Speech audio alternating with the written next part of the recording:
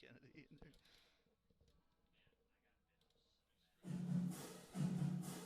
Playing our ads. Jaguar softball on Centennial Digital is driven by Freedom Tire and brought to you by these generous local businesses. Big Garage Fitness, Weicker Realtors, the 515 Agency, Gershman Mortgage, Lane Family Wealth Management, Sinorama Ankeny, Wendy Thompson, an affiliate of Humble Travel, Springer Floor Care, Sonny's Pizza Bistro, Lamberti Goki Lucci Law, and Lincoln Savings Bank, member FDIC. I am a representative of the state right now, and we do this. Yeah. Yeah. We're already heading out. Jeez.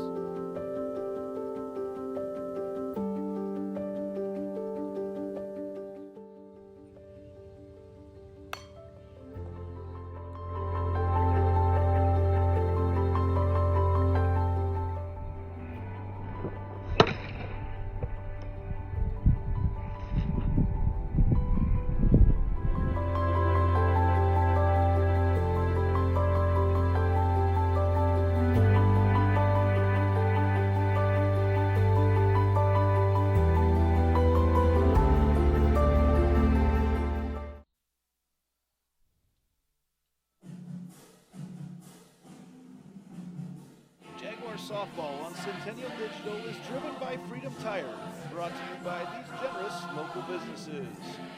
Part of Ankeny Animal Hospital, Cabaret Sports Bar and Grill, Ted Sandine Photography, the Ankeny Real Estate Group, U.S. Cellular, Made in the Shade, the Edward Jones Office of Kent Patterson, Smash My Trash, and Sembro Family Vision. Good evening and welcome to Centennial Digital, driven by Freedom Tire. It is Iowa Girls High School Athletic Union postseason softball time tonight here on Centennial Digital. The LinnMar Lions are in town to take on the Ankeny Centennial Jaguars, with a winner heading on to next week's state softball tournament in Fort Dodge. I bring in my color band tonight, Kevin Fisher, and coach tonight. LinnMar coming to town, a team, the success is a little bit new to them. Centennial's been to state the last 2 years on a huge run right now under head coach Brett Delaney, and very important tonight that the Jags just settle in and play their game. Absolutely right. LinnMar is on the rise right now. Centennial's been to state the last couple of years, like you just mentioned, and there's definitely an excitement for both those teams to try to get to the state tournament, but you just kind of got to get out there, settle in, and take care of business right away. Our pregame show tonight is brought to you by Sinorama Ankeny, your full-service sign and graphics company. We design, produce, and install all types of exterior and interior signs, graphics for vehicles, including vehicle wraps, walls, windows, and doors. We also do banners, yard signs, business cards, real estate signs, trade show exhibits and displays, flags, and more. Call us at 515-216-1240 or visit www.sinorama-ankeny.com. And they're moving quickly tonight. It's time to move on to our starting lineups, which tonight are brought to you by Sonny's Pizza Bistro at 6594 Northwest 6th Drive in Saylorville, the home of the best Italian outside Italy. If you haven't had Sonny's, give it a try. Your family deserves the best. Sonny's Pizza Bistro. Join us for weekend music on the heated patio. Now for the starting lineups, we head to public address announcer Randy Vogel. First, for our visitors, the LinnMar Lions. Leading off and playing third base, number 4, Kaylin Obleton. In the second spot, playing left field, number 10, Claire Michael. Batting third and wearing number 3, the first baseman, Hannah Grayland. Batting cleanup, number 17, the shortstop, Anna Streff. In the fifth spot, number 9, the designated player, Emily Carenda. Batting sixth and playing center field, number 20, Grace McCarty. In the seventh spot, wearing number 8, She plays right field. Kaylee Bunn. Batting eighth, wearing number 1, the second baseman, Megan Heidelbauer. And batting ninth and catching number 15, Maddie Wells. And in the circle tonight for the Lions, the pitcher and flex player number 11, Jordan Beck. The Lions are coached by assistant coaches Maddie Colbert, Megan Weber, Samantha Gangstead, and Shannon Jones. The head coach is Lindsay Murray. And now for the home team, the Centennial Jaguars.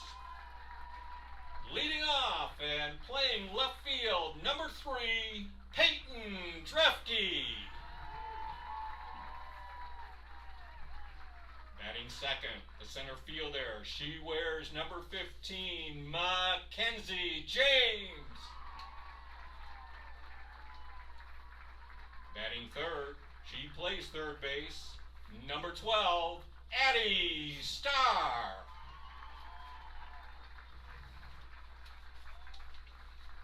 In the cleanup spot, she's behind the plate, wears number 28, Sydney Morris.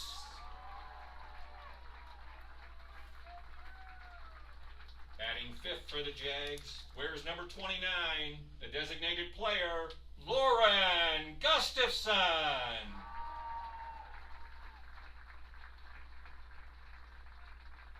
Batting sixth, she's out in right field, number 25, Jordan Kennedy.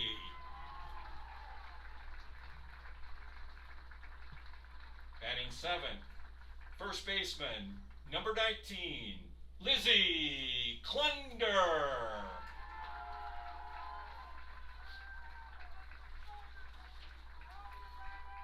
Batting eighth, she wears number 9, plays shortstop, Cora Boyle.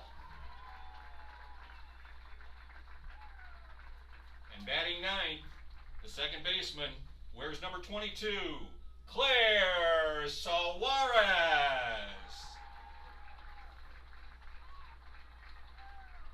And in the circle tonight for the Jaguars, number 8, Jaden Stair.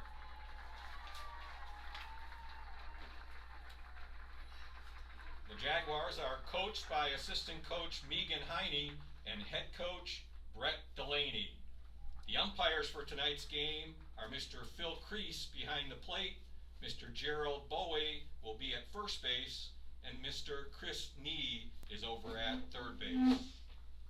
Ladies and gentlemen, at this time we ask that you please join us and direct your attention to the flag as we honor America and those who protect our freedom with the playing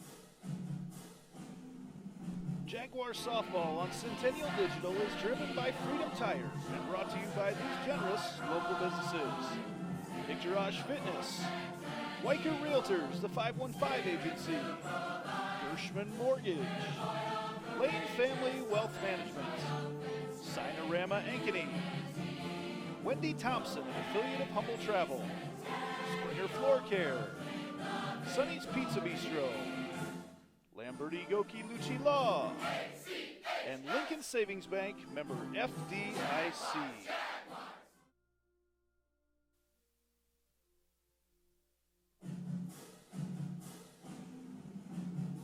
Jaguar softball on Centennial Digital is driven by Freedom Tire and brought to you by these generous local businesses.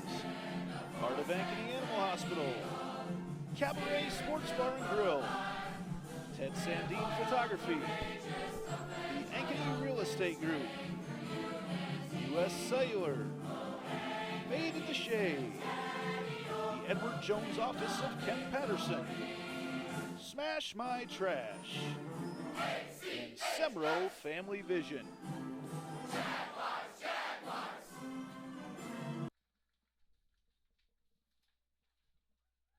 And welcome back to a packed Ankeny Centennial softball stadium here tonight.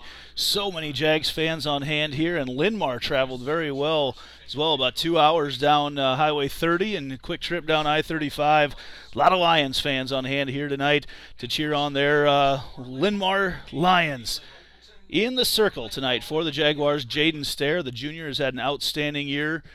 In the circle, she's been great. The battery tonight is with Sydney Morris there at catcher. Addie Starr will play third base. Cora Boyle at shortstop. Claire Suarez at second. And Lizzie Klunder at first base for the Jaguars. Then out in left field will be Peyton Drefke. In center, as always, will be Mackenzie James. And out in right field will be Jordan Kennedy, the 8th grader. So, as we get started here tonight, we've joked several times before, Kevin, on this beautiful night in North Ankeny. We've joked several times, 7 o'clock is the absolute worst time to start a game here on the north side of Ankeny. Absolutely right. Looking right into the sun here for the first couple innings, and we'll see if that affects either team in one way or another. And, you got two good pitchers on the mound, and I think the team that can kind of strike first here is the one that's going to get the advantage. Heading up first for the Lions will be Caitlin Obleton. She is the third baseman for the Lions.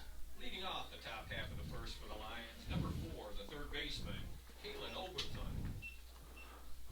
First pitch from Jaden Stair on the outside corner for a strike, says home plate umpire Phil Crease.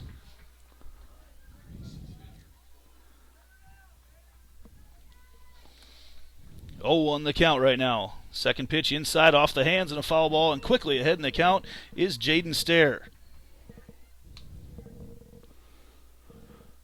I think one of the things we're looking for here tonight, Andy, is just see how the pitchers get started. Jaden the other night had a good start there the first inning or so, and then kind of had a little bit of a lull, finished very strong. I'm looking forward to see her start out strong tonight and just Here's keep it going. Here's the 0-2, and on the outside corner, she gets a strikeout. Jaden Stair comes out cooking tonight, using that outside corner, nibbling on the edge of the plate, and the Jags get the first out here. Nice to put that number 1 batter down. On call, she helped me out there with the...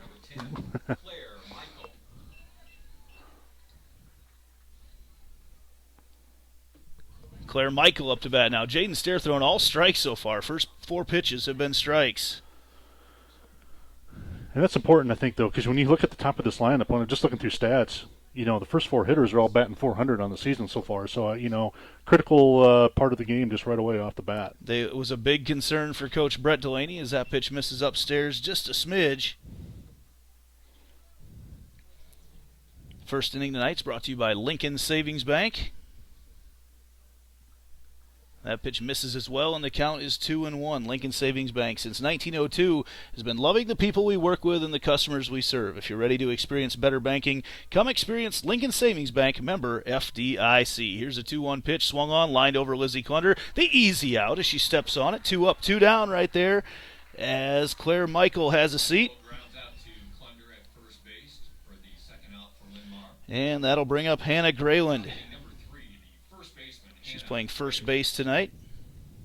The Jags with the first 2 outs in this one. That's huge. Good start here. So for the Jags, see if they can just get one more and put this inning down. 1, 2, 3, and see if they can get those bats going. First pitch just a bit outside for ball 1.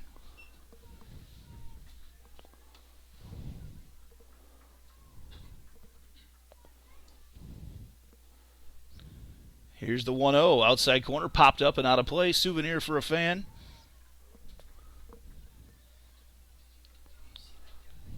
And evens up the count at 1 apiece. 2 outs here in the top of the first. Jaden Stair to these really, really good top of the lineup for the LinnMar Lions. Hannah Grayland at the plate right now. A little change up over there. Bouncer to Cora Boyle. Backhands it. Throws it across, and they say she's safe. Grayland able to beat it out. Took just a little bit of a hop, and Boyle had to backhand it and throw it across. I think she thought she had more time than what she did. Yeah, I think that's that third hop that ball took by the time it reached Boyle. Just kind of stayed low and kind of started to run away from her. Just enough time for the runner to beat it out. Close play at first. Anna Streff, the shortstop, steps up now with Grayland on first. First pitch on the outside for a strike. Hannah Grayland at first base. Counts as an infield hit. Here's the 0-1. Again, outside corner, lined over there and can't get in. Out to Jordan Kennedy out in right field. as it gets just by Suarez and a couple singles. Has 2 on with 2 outs here for the LinnMar Lions. Emily Caranda up next for the Lions. She's a designated player here tonight for the Lions. Yes. So runners on first and second after a couple singles. Nothing solid right now. Just, in fact, probably should have the third out as we sit here right now. Caranda, first pitch, right across the middle of the plate for strike 1.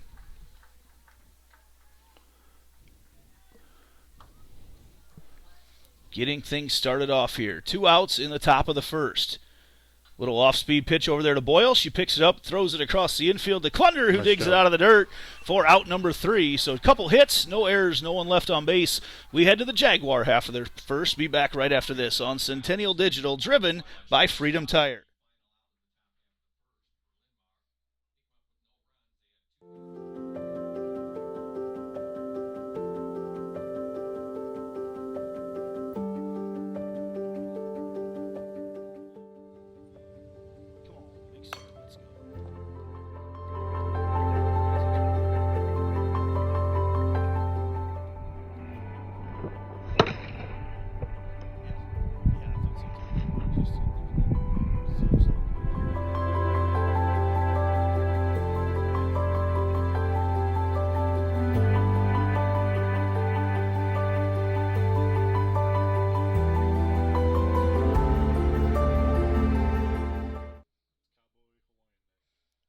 And welcome back to Centennial Digital, driven by Freedom Tire. The Jaguars come up to the plate with Peyton Drefke, Mackenzie James, and Addie Starr here in the bottom of the first inning.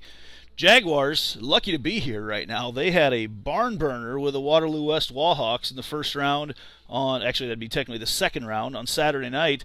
Had to have a big 6th inning where the Jaguars were able to push a couple across and win that one in tight fashion. But also LinnMar, who comes into the year at, 34-3, right? What do we have, 30 something like that, 35-4. I get my numbers mixed up. They had a battle, and they also scored a couple runs in the bottom of the 6th to win their game over 2-35 Cedar Rapids, Washington. So, like we said at the end of the last game, in the playoffs, you'll take one any way you can get it. You'll take that win. So. Survive in advance is kind of always the motto on that. Everybody comes in the playoffs ready to play. Doesn't matter what the record is. They just, they're looking for a victory. Peyton Drefke steps up to the plate right now. The pitcher Jordan Beck in the circle for LinnMar. First pitch misses outside for a ball. Phil Crease, one of the better umpires in the game. He's got a very, very consistent strike zone there behind the plate.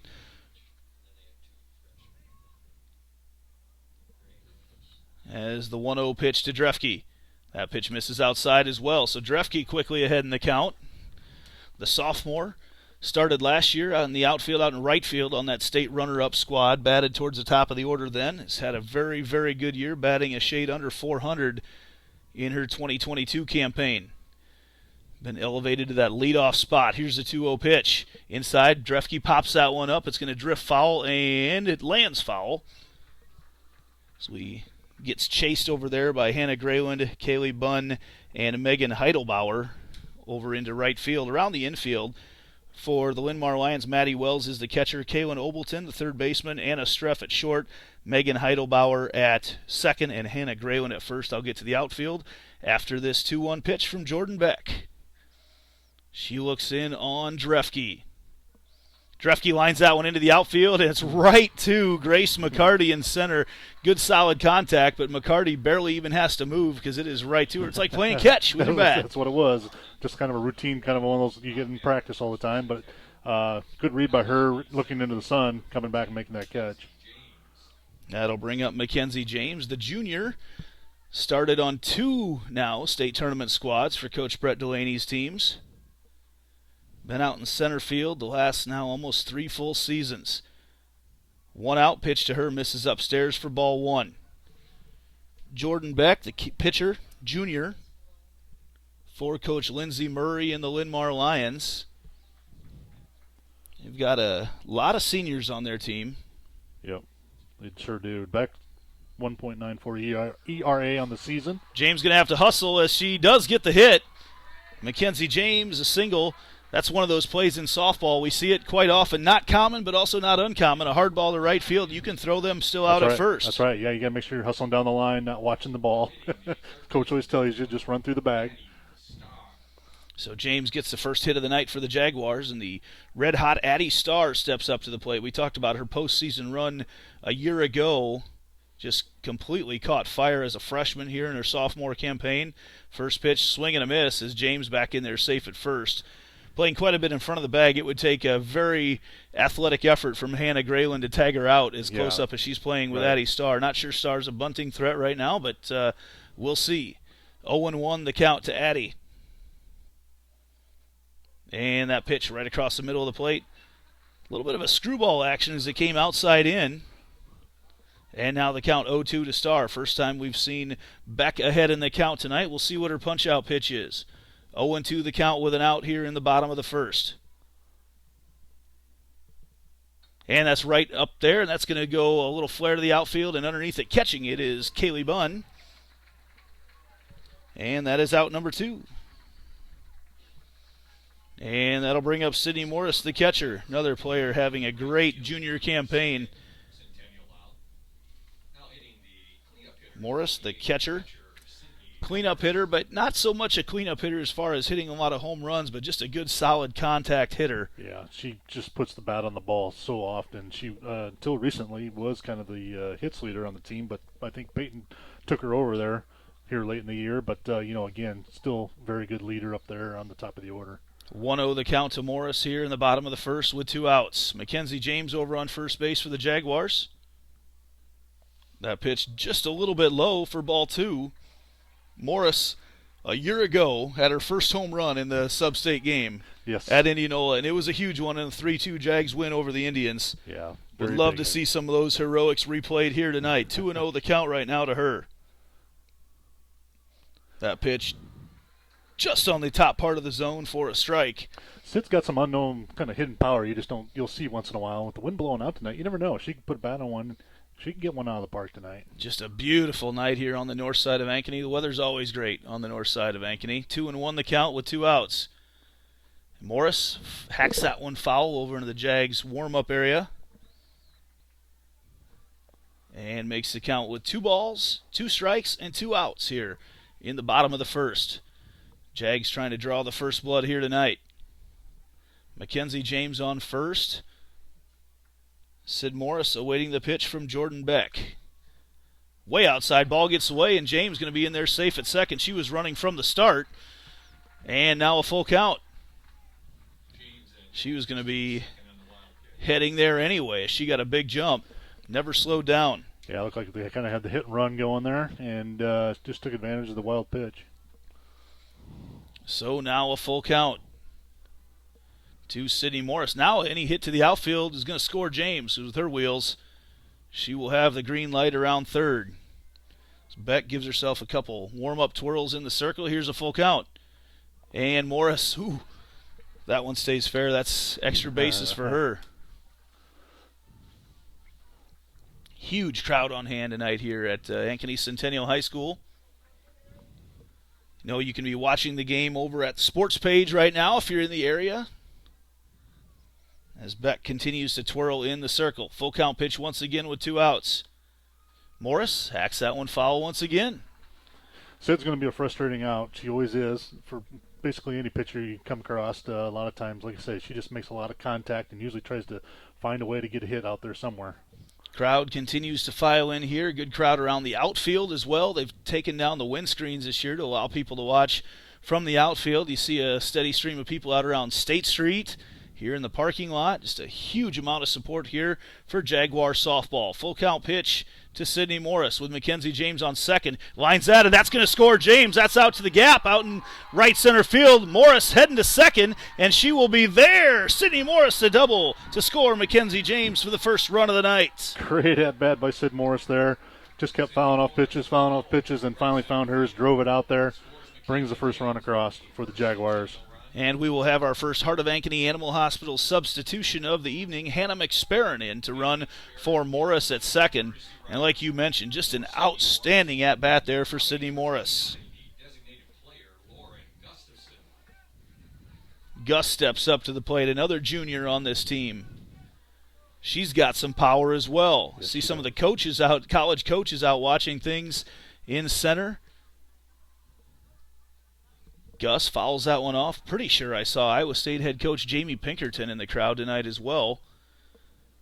So going against the old adage that you can't get recruited playing high school ball, there's a lot of college coaches making their way to the north side of Ankeny here tonight. Of course, a couple stars there on the LinnMar team as well. They'll find you. They will. If you're a good player, they'll find you. Here's the pitch. Gustafson fouls that one off. I'm pretty sure that's Coach Pinkerton down there. I'm about 90% certain. I met him before. Yeah, he looks very much If like not, him. he's got his doppelganger Yes. sitting down there right now. So the Jags up 1-0 here in the bottom of the first. Lauren Gustafson at the plate with Hannah McSparron on second. She's representing Sydney Morris. Here's the 0-2 pitch. Way outside. McSparron thought about heading the extra base. She might have been able to get there. That ball really pulled Maddie Wells a long ways away from the third base side, but she did a nice job snagging it. And now the 1-2 pitch to Gus. Yeah, I think it was smart on her part just not to run into that third out potentially, in this situation. Never want to get the first or the third out at third. Gus swing and a miss, strike number 3. But the Jaguars draw first blood here tonight, here in the first. And they lead 1-0. Nice job there. A couple hits for the Jaguars. And one left on base, no errors by LinnMar, but the Jaguars able to string a couple together, and they lead right now 1-0. Don't forget to stick around after the game to find out who our Lamberti, Goki, and Lucci Law player of the game is.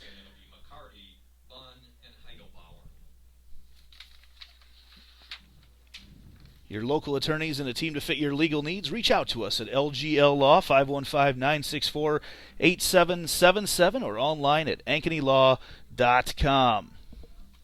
Big start for the Jaguars here. Love to get on that board first. And the way that Jaden Stair has been pitching throughout the course of the year, you feel like any run is huge the way that she's been pitching. Yeah, I think, like I said, early on there, first team to kind of break through gets the advantage, and I think runs might be maybe a little bit at a premium here tonight. You got two decent pitchers out there, and any run you can push across each inning is going to be very important. Grace McCarty, the center fielder, up now for LinnMar. First pitch misses outside for ball 1.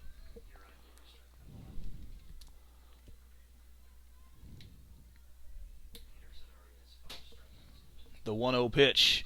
That's lined over there to Boyle. Boyle picks it up, throws it across the infield for out number 1. Nice job by Boyle there. She's gotten a couple kind of funny grounders, just kind of slow developing plays, but she's done a good job scooping those up, making the throws across, making the play, make the out like you need to.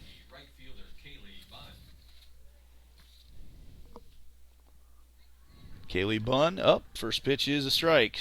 Bunn playing out in right field, as you found out there early. For a moment there, I was looking at my Waterloo West roster, and I was wondering, they have an Addie Wells as well? No, number 8 in there, swing and a miss. Strike 2, as I was texting with Addie Wells' dad just before this. Of course, Brad Wells will be a play-by-play voice for IPTV at the state softball tournament next week, and we were talking a little bit about this game, and I just all of a sudden look at my roster. I'm like, they have an Addie Wells as well. No, they don't. I don't even know why I still have my Waterloo West roster still included here right now. As that pitch misses outside, and it's 1-2 to Kaylee Bunn. One out here in the top of the second.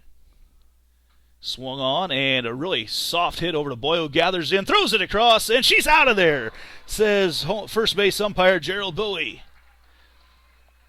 Boy, Cora Boyle getting a workout over there at she's short. She's getting a workout, and that was very close. I don't know, the first inning, the play there, but kind of almost the same scenario. And that time the umpire just saw it as that throw beat her just by a hair. Well, and it was such a soft hit over there to her as well that she had to come in hard, and it was almost like a change-up off the bat. Yeah, It's really what it had turned a little into. funny spin on it, and it didn't. She came in several steps just to make that play. 1-0 the pitch right now to Megan Heidelbauer. She puts that over to Claire Suarez, picks it up off the hop, throws it over, and she is safe at first base. Claire Suarez, you talk about the funny spins, and it just went off her glove in a little awkward way. Yeah, she got it did a little bit. It kind of maybe she hesitated just to move it over, just to try to get directly in front of it. Kind of the ball was coming up on the side, and she'll learn from that and move on as the game goes on here. Now Maddie Wells steps up to the plate. the catcher here for LinnMar. Junior swings at the first pitch and misses for strike one. So a couple two-out hits, well, a couple two-out base runners, I should say, for LinnMar in the first inning and now the second inning. Jags still leading 1-0 here with Megan Heidelbauer at first base for LinnMar. That pitch right down the middle. Heidelbauer goes, and a great throw from Sydney Morris. Oh, they say she was safe. Sydney Morris put her right on the money, but Boyle must have tagged her right on the back. Must have been too high up on the tag, yeah, just like you were saying there, because, boy, the throw looked like it was right there, and I thought that was out 3 that they just ran into.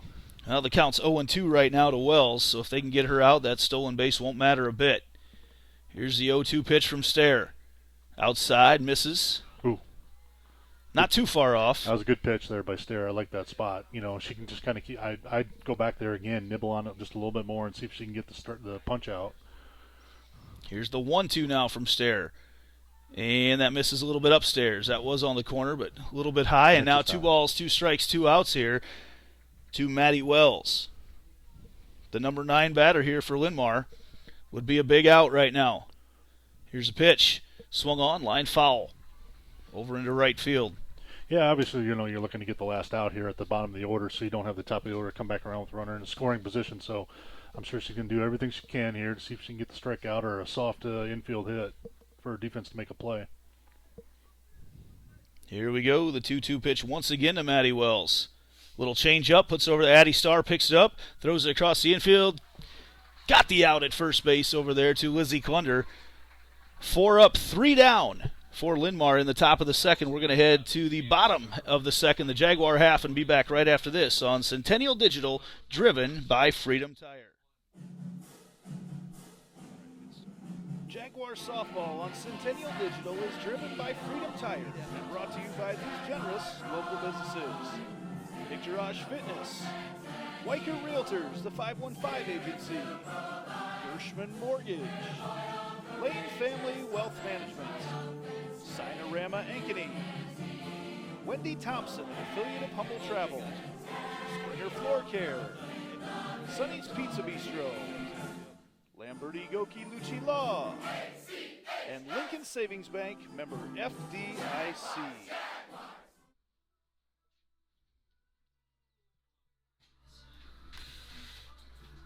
All right, welcome back to Centennial Digital, driven by Freedom Tire. Up here in the booth right now, in the bottom of the second inning, I've got one of our day one sponsors and supporters of Centennial, Nick Jarash of Nick Jarash Fitness. So we've had a really good relationship, Nick, over the years. I know you've been around and trained a lot of athletes here on Ankeny and Centennial. Great to see you here in the booth tonight. Yeah, it's exciting. Been here a couple times now, so this is fun. The stakes a little higher tonight while we got you up here. This is a big one for sure. A trip to Fort Dodge next week on the line as 8th grader Jordan Kennedy steps up to the plate. Nick is a trainer here in town, has some of the best tools available for athletes looking to get faster, stronger. Kennedy, the 8th grader, awaiting the first pitch from Jordan Beck. First pitch swung on and missed for strike one. As you look around, Nick, I know you're always looking at different things that apply, different ways that you can train people, and different actions you see on the field. And we've already seen some of the speed early on. Speed is huge in softball. I already took a video. I know you're always doing that, yes. that I both train and just looking at the analytics of everything. And I know I see you a lot at a lot of different sporting events, like you said, shooting video, getting video from other parents, other people who are there, always looking to help the athletes improve. Has the 1-1 the count right now. Kennedy, a power hitter. Boy, if she could get into one right now, you feel like 2 runs would be a big, big lead for the Jaguars. Outside, missed again. Little signals cross up there between Jordan Beck and Maddie Wells. I know the Kennedy family very well. Yes, you do. I know you've worked with Ben, yep, on the baseball team. As you look around here tonight, what are some of the, after this pitch, we'll talk about some of the things that you see out there on the field that applies to some of the ways that you train your athletes.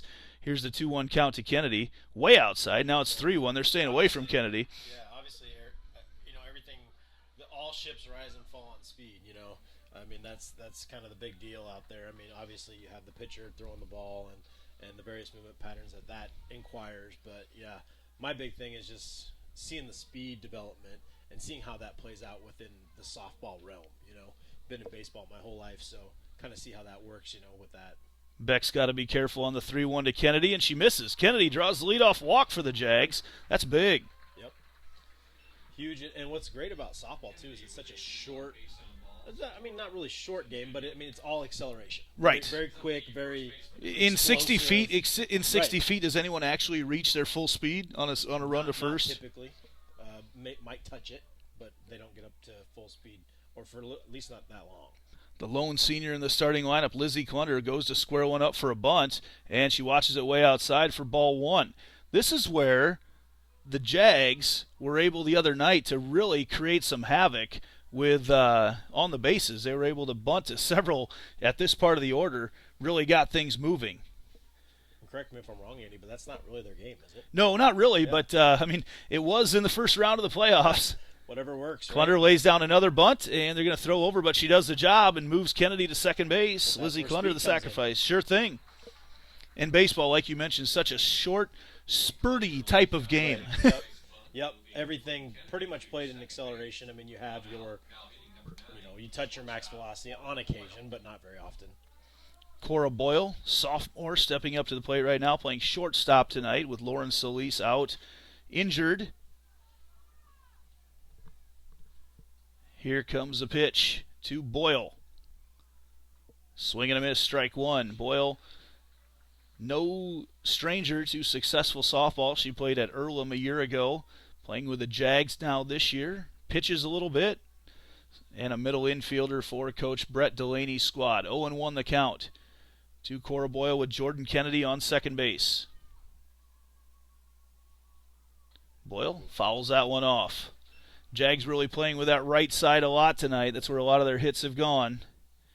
Nick, I know you've got some exciting things coming up here soon, especially in the world of speed development, a cutting-edge tool that we'll talk about here after this next pitch. But very exciting, one of the first in Central, or the only actually in Central Iowa. Here's the 0-2 to Boyle. Swung on, fouls that one off. So you've got the 1080. Yeah, we got the 1080 sprint coming in. I think what makes it so amazing is that it kind of takes the guesswork out of a lot of things. We're able to determine at what velocity, at what load each athlete needs to run at in order to see improvements within their acceleration phase and their max velocity phase. Pitch to Boyle, pops that one up, and that is going to drop and foul. Great effort over there by Hannah Grayland, running into the Centennial dugout to try to make the play. Right over there to our cameraman working out, shooting highlights tonight. Cade Tomlinson's over there. I told him if anything happens, you just pick it up and get it out of the way. But he's inside the fence shooting highlights there for us tonight. But, yeah, tell us a little bit more about the 1080. Yeah, so basically it's a resisted device.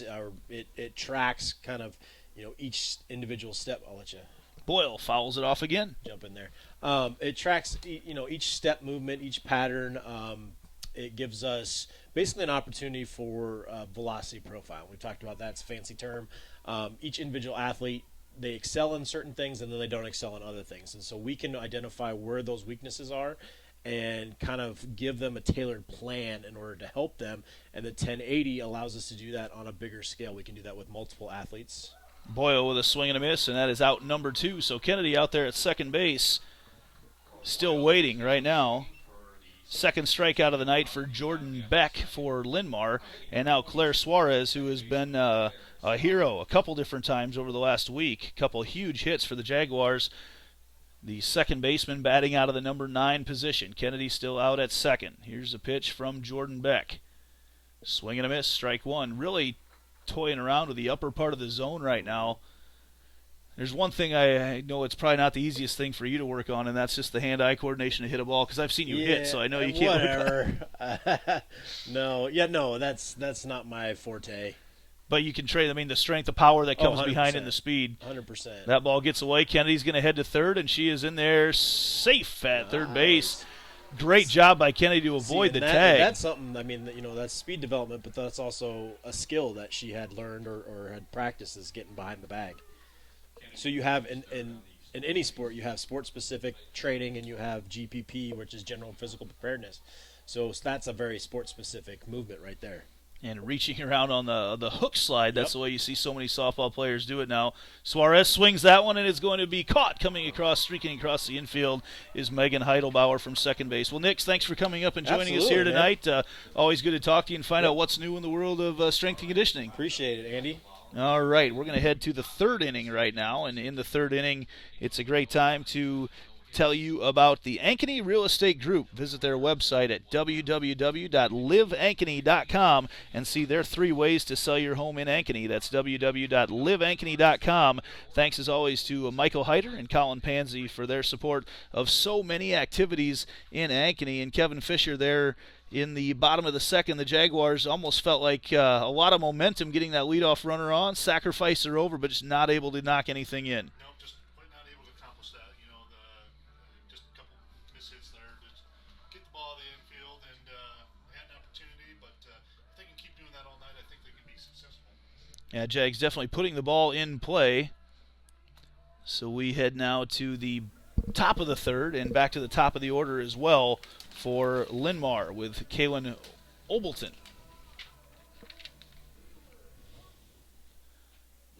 Talking about the glory days as we rock into the top of the third. Jags in the lead 1-0.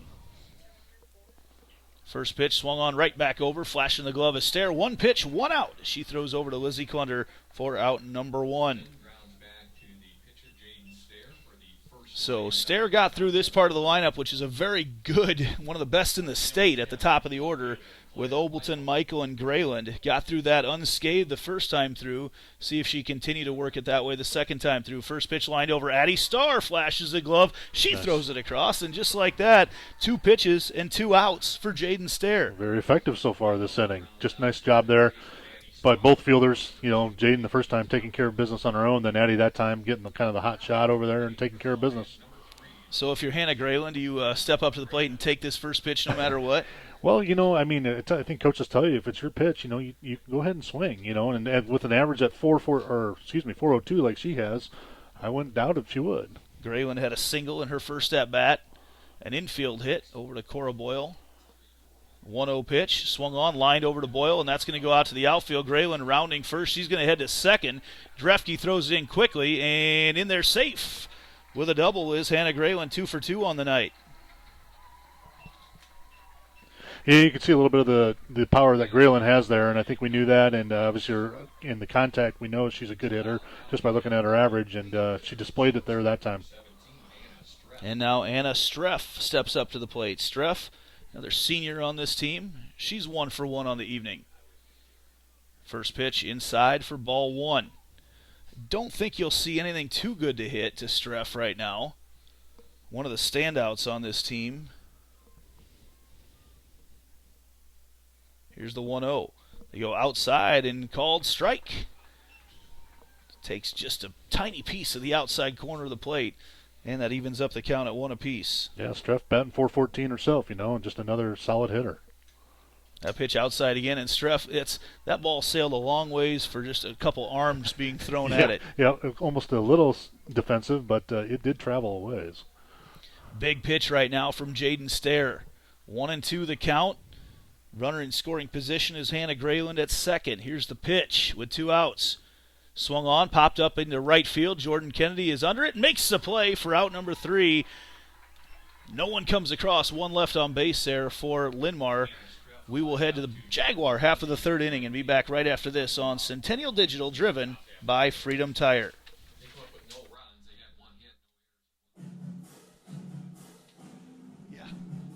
Jaguar softball on Centennial Digital is driven by Freedom Tire. Brought to you by these generous local businesses. Part of Ankeny Animal Hospital. Cabaret Sports Bar and Grill. Ted Sandine Photography. The Ankeny Real Estate Group. U.S. Cellular. Made at the Shade. The Edward Jones Office of Ken Patterson. Smash My Trash. And Sembro Family Vision.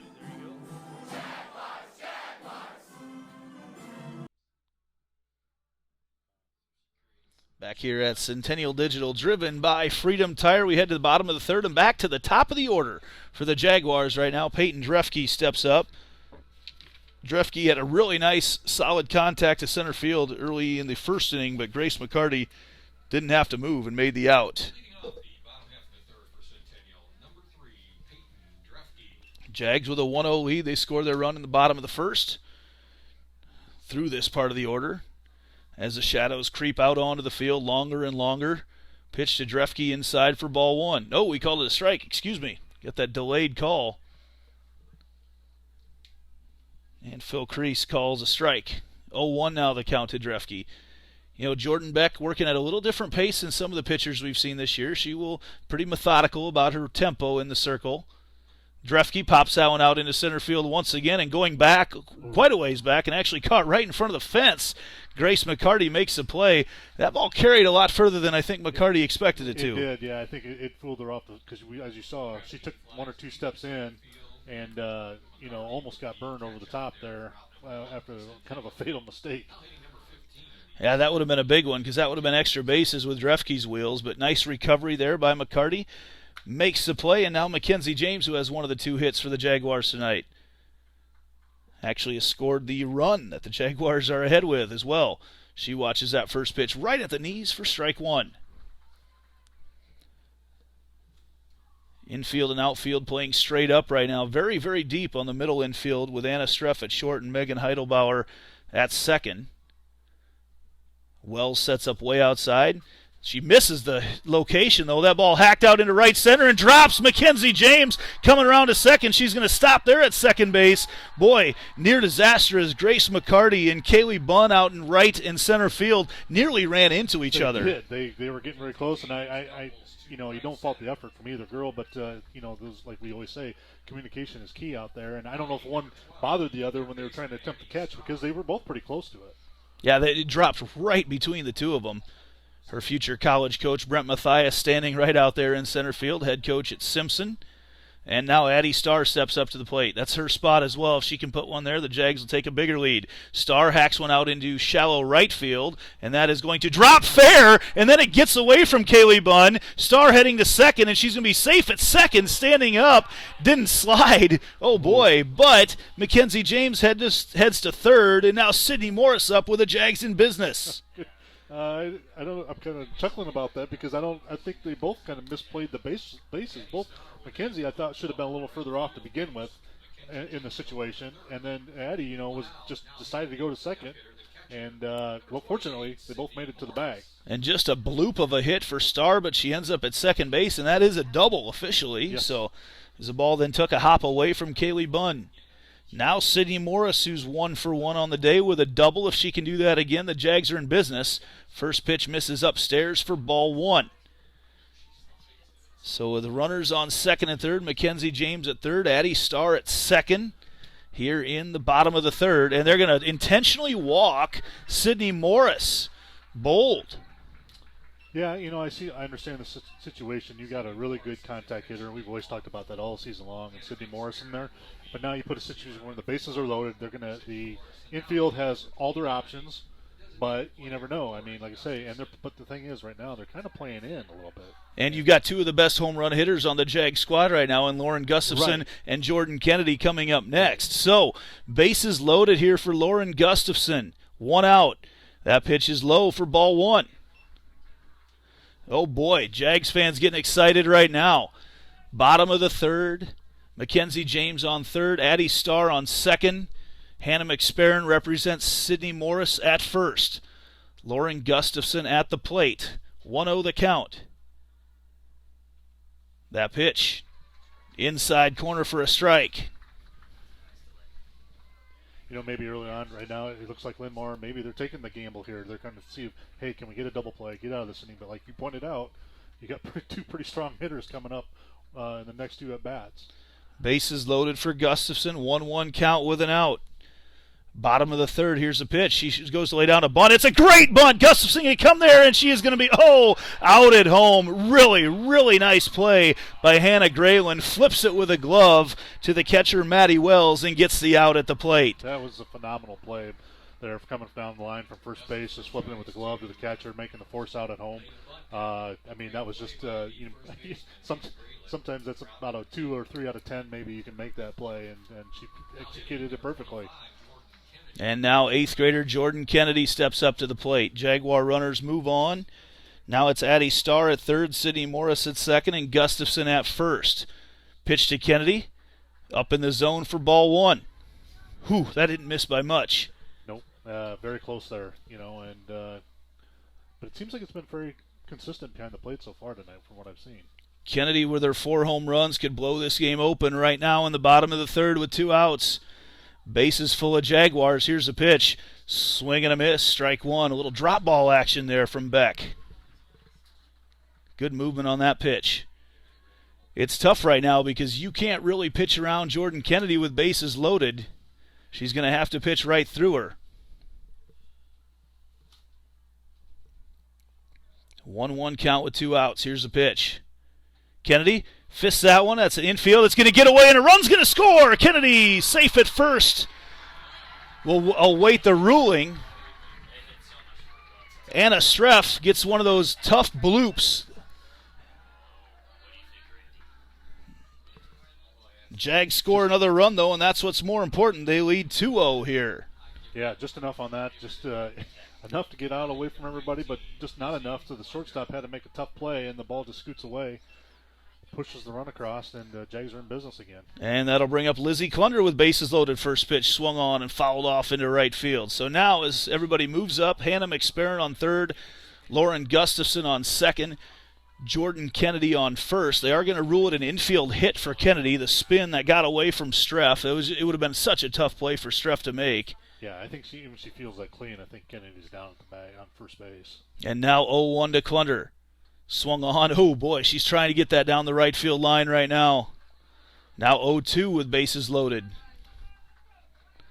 Jags moving things one runner at a time here tonight. Lizzie, her average is not probably where she wants to be, but she is the RBI leader on the season, and she's in a great spot here to add a couple more. She squares it up here on the 0-2 pitch. Watches that one upstairs for a ball. That softball mentality of with 2 strikes, you see a lot of girls will go to start like they're squaring up to bunt, but it's more just a focus thing. I have different thoughts about it sometimes. You have to have good hand-eye coordination to bring that bat back, and your mechanics have to be pretty solid to get it back to square again. Klunder watches that one upstairs as well. That evens up the count at 2 apiece. So Lizzie Klunder, the lone starting senior right now on this Jaguars team tonight, has a chance to really open this thing up. 2-2 the count to her. Awaiting the pitch from Jordan Beck. Swung on, oh boy. Long foul ball into right field. And to continue that thought about what you're telling about squaring up there on that 2-strike count is a lot of times it seems like the batter, it gets them relaxed. It kind of gets them into a pre-motion to continue the regular motion of the bat swing. It just kind of relaxes them into those positions. 2-2 to Klunder.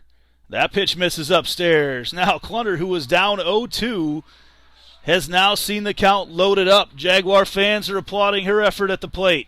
She's doing a great job here, and everybody's going to be on the move, so anything hit, any gap shot could potentially get 3 runs because everybody's going to be moving. As she awaits the pitch from Beck with bases loaded. 2 outs here in the bottom of the third. Jags have already scored 1. Here's a pitch to Klunder. Swung on, and that's a line shot into center field and caught over there. Grace McCarty has a beat on it. They had shaded her to right field, and Grace McCarty does a nice job reading it, gets over, catches it in the sun right away. And I would say the LinnMar Lions dodged a bullet right there in the bottom of the third. Jaguars had bases loaded with just 1 out, only able to get 1 across. But again, the way this game is going right now, you feel like each run is absolutely gigantic. Yeah, big runs right now. Jags, still got to feel good. Up 2-0. Here we are moving into the 4th inning, and they're doing a good job. I think they're being aggressive tonight. A little different than we saw there a few days ago. Just kind of a different attitude. The team realizes the importance of where you're at right now, and kind of a refocus from last week. Stats can show which team is on the path to victory. They can also show if you're on the path to the retirement you want. If you're just kicking off or want to know if you need to make some halftime adjustments to your current plan, contact Lane Family Wealth Management at 515-322-7971 for your free one-on-one meeting today. And looking at the stats, so far tonight. Jags with 5 hits, and they've been able to string them together. And LinnMar with 3 just hasn't been able to string them all together, and that's where we sit with a difference right now through 3 innings of play. Yeah, just not quite enough for the LinnMar right now to run across. Just they did have 2 hits, I think, in the same inning one time there. Yes, Jags got couple out of singles. it. Yep, Couple singles. Just kind of found the holes there, but so far not enough to do any damage. There's Cora Boyle showing the action. Makes a great play up the middle. Does Cora Boyle, throwing it across to Lizzie Klunder for the out, and they're able to get out Emily Caranda. That was a great play by Boyle coming across there. That was harder hit. The other one's been kind of soft. That one comes across real hard. Snags it right in the glove, makes the throw across. Great first out there for the Jaguars. Now Grace McCarty up. She watches the first pitch on the outside corner for a strike. Boy, Jaden Stair through 3 1/3 has thrown hardly any pitches so far here tonight. We're seeing a different Jaden Stair here than from what we saw just a few nights ago. I think she, like I said, you could tell that she was refocusing, trying to figure out what was going wrong, and I could tell that she's probably been working the last couple of days, and her pitches are a lot more crisp tonight. 1-1 the count right now to Grace McCarty. The center fielder misses that one. As fans continue to stream in here tonight, lots of them. Yeah, even I'm when not sure where they're going to fit everybody. When the game was starting, cars were still pouring into the parking lot. Here's the 2-1 pitch right now to McCarty. Swung on, popped up, right back to us.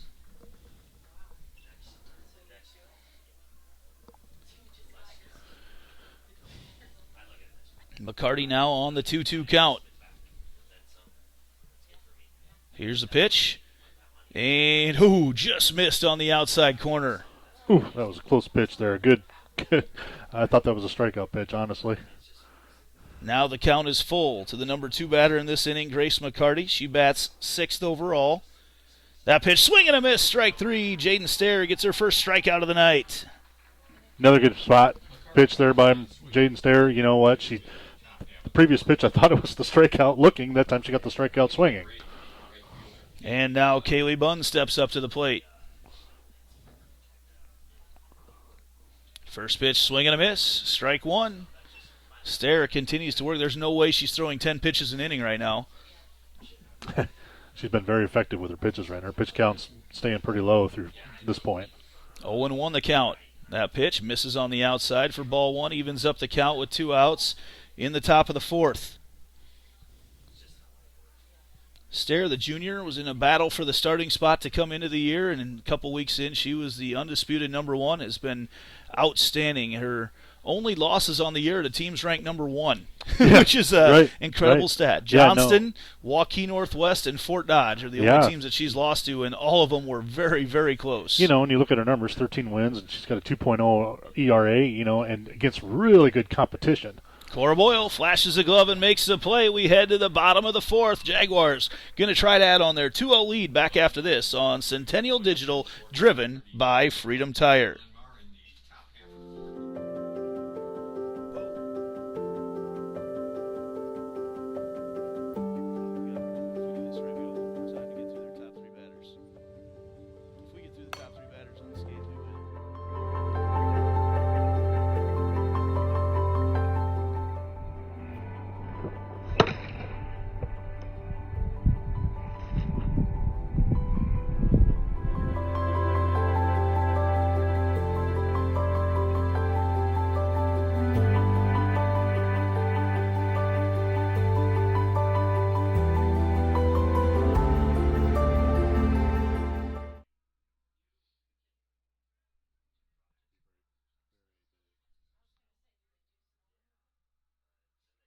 Welcome back to Centennial Digital, driven by Freedom Tire as we head to the Jaguar half of the 4th.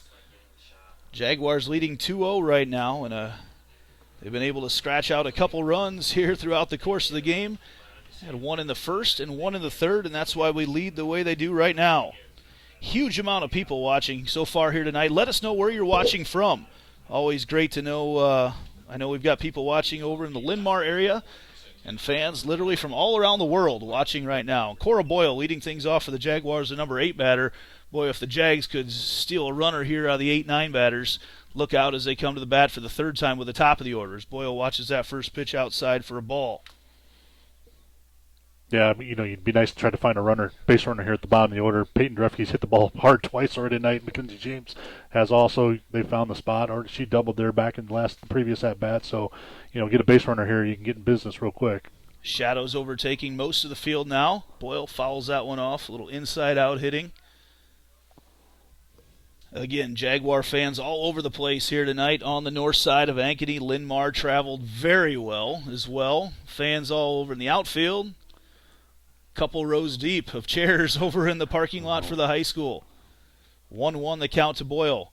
Swung on, lined right back up the middle, and Boyle going to fire across. Oh, great play over there by second baseman Megan Heidelbauer. She had to make the play behind second base. Great play for backing up her pitcher. It's one of those where, sometimes you can almost give up because you think your teammate is making the play, but she just kept doing what she needed to do, backed the play up, and made a great throw over there to get the out. Jordan Beck, the ball went right between her legs, which no fault of hers. She's the pitcher. It came back in a hurry. Right. And a great range shown by second baseman Megan Heidelbauer, the senior. Now with one out, number 9 batter Claire Suarez. She watches that first pitch just a bit upstairs, not by much.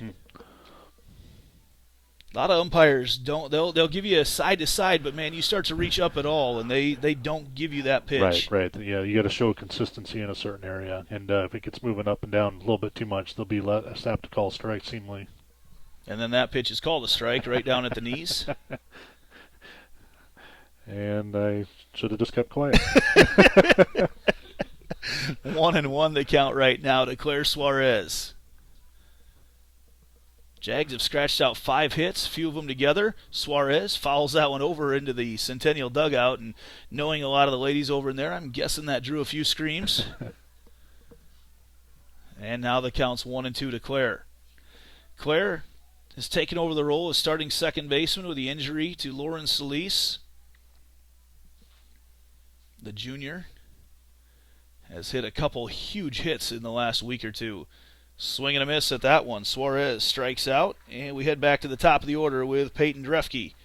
Drefke has had some very well-hit balls to center field today, and Grace McCarty hasn't really had to move for any of them. No, 2 of them basically within about 10 feet of her, I would say, maybe, if it was even that. She just kind of had a player spot and made both the outs. Drefke, the state golfer, used to hitting the ball straight. As first pitch is up and away for ball 1. In fact, she's one between you and her. I have 2 people that I could probably teach me a thing or two about the game. Peyton hits it straighter than I do. I hit it a long ways, but it goes funny directions once in a while.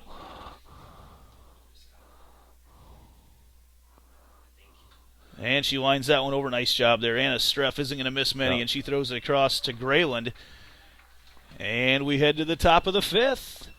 Still 2-0, Jags. Why wouldn't it stay close? I just today was looking back at the last 2 sub-state games the Jaguars were in. A victory over Urbandale in 2020, and last year down at Indianola in 2021. And those games, very exciting endings, very close games. 3-2, 5-3, I think, were both the scores of those games. I was right there. I was in the middle of it. I was a dad in those games.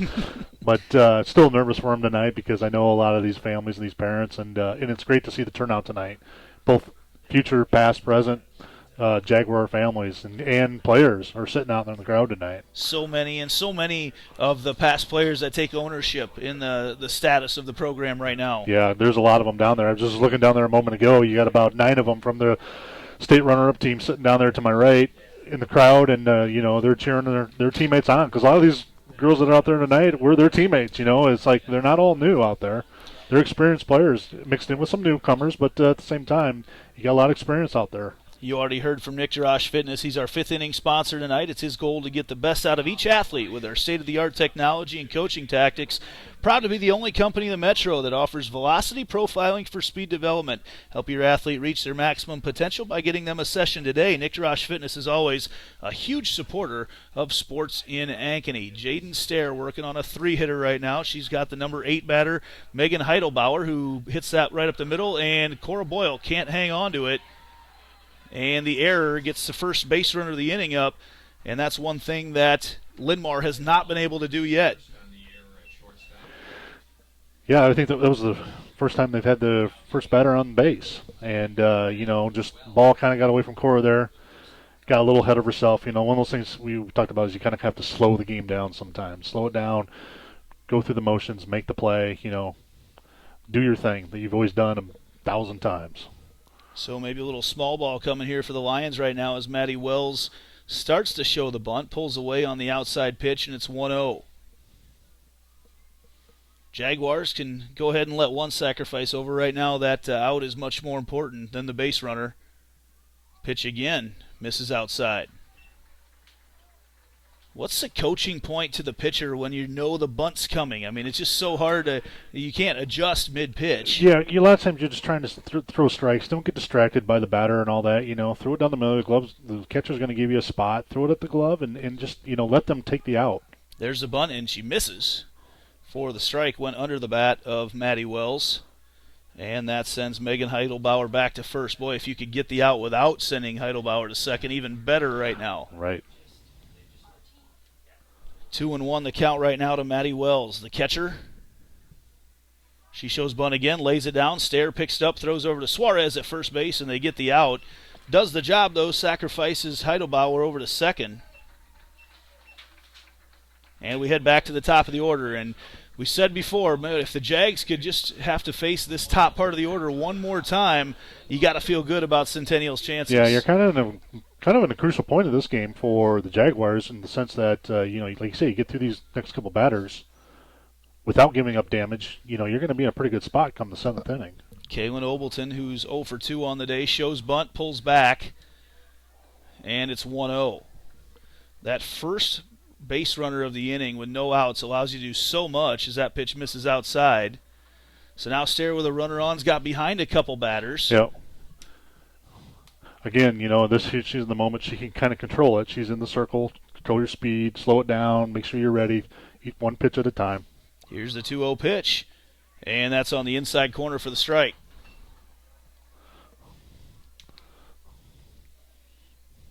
Hannah Graylin and Anna Streff, the outstanding 3 and 4 batters for LinnMar.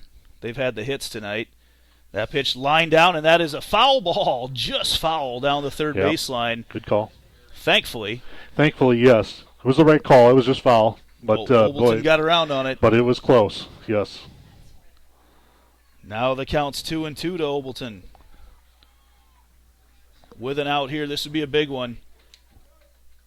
Especially with Megan Heidelbauer standing at second base. There's a pitch. Ooh, she almost went after it. Tried to get her bite on kind of a little bit outside, but it was just too up. If it had been down a little bit, I think you'd have seen a bat swinging at it. Full count to Obleton. With Heidelbauer standing on second. Here's the pitch. And she fouls that one off.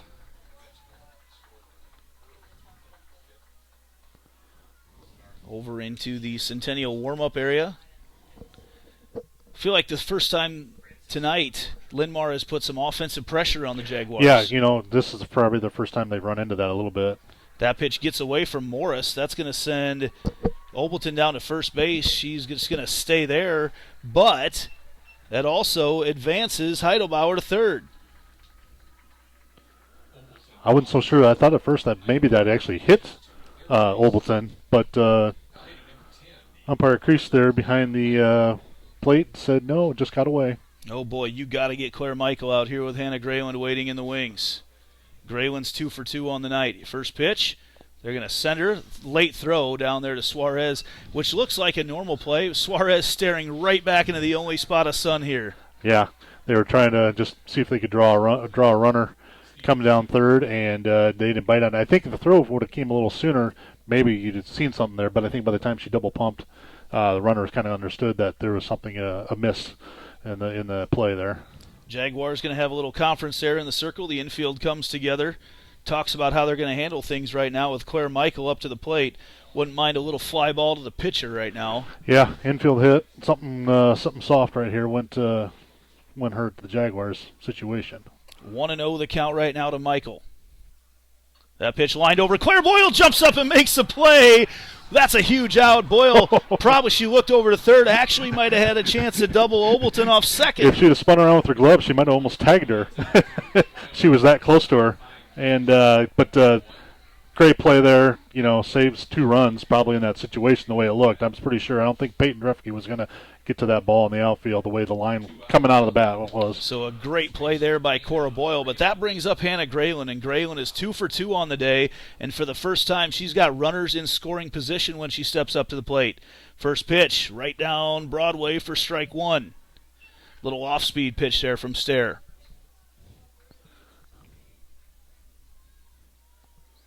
Oh boy, this would be a big out right now with Hannah Grayland. Like I said, 2 for 2. That pitch, just a bit outside. Just in the outside corner. I thought for a second there she was going to get the call on that pitch. You certainly don't want to have Anna Streff up with bases loaded. She's got 8 home runs on the year. Here's the 1-1. Off-speed, Boyle can't make the play. Coming around second, Obleton's going to come in. She's going to score without a throw. James tosses it in, but right just like that, LinnMar ties it up on the single by Hannah Grayland.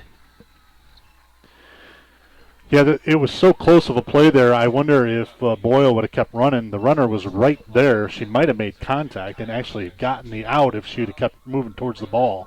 Because she looked like both of them kind of held up at that point. But anyway, as the case is, ball got through, and we're in a tie game here. Ties things up at 2 with the future All-Stater Anna Streff stepping up to the plate. That pitch line to Boyle. Boyle off the hop, throws it across quickly to Clunner and gets the out. Oh boy, don't go anywhere. LinnMar ties it up. We head to the Jaguar half of the 5th and be back right after this on Centennial Digital, driven by Freedom Tire.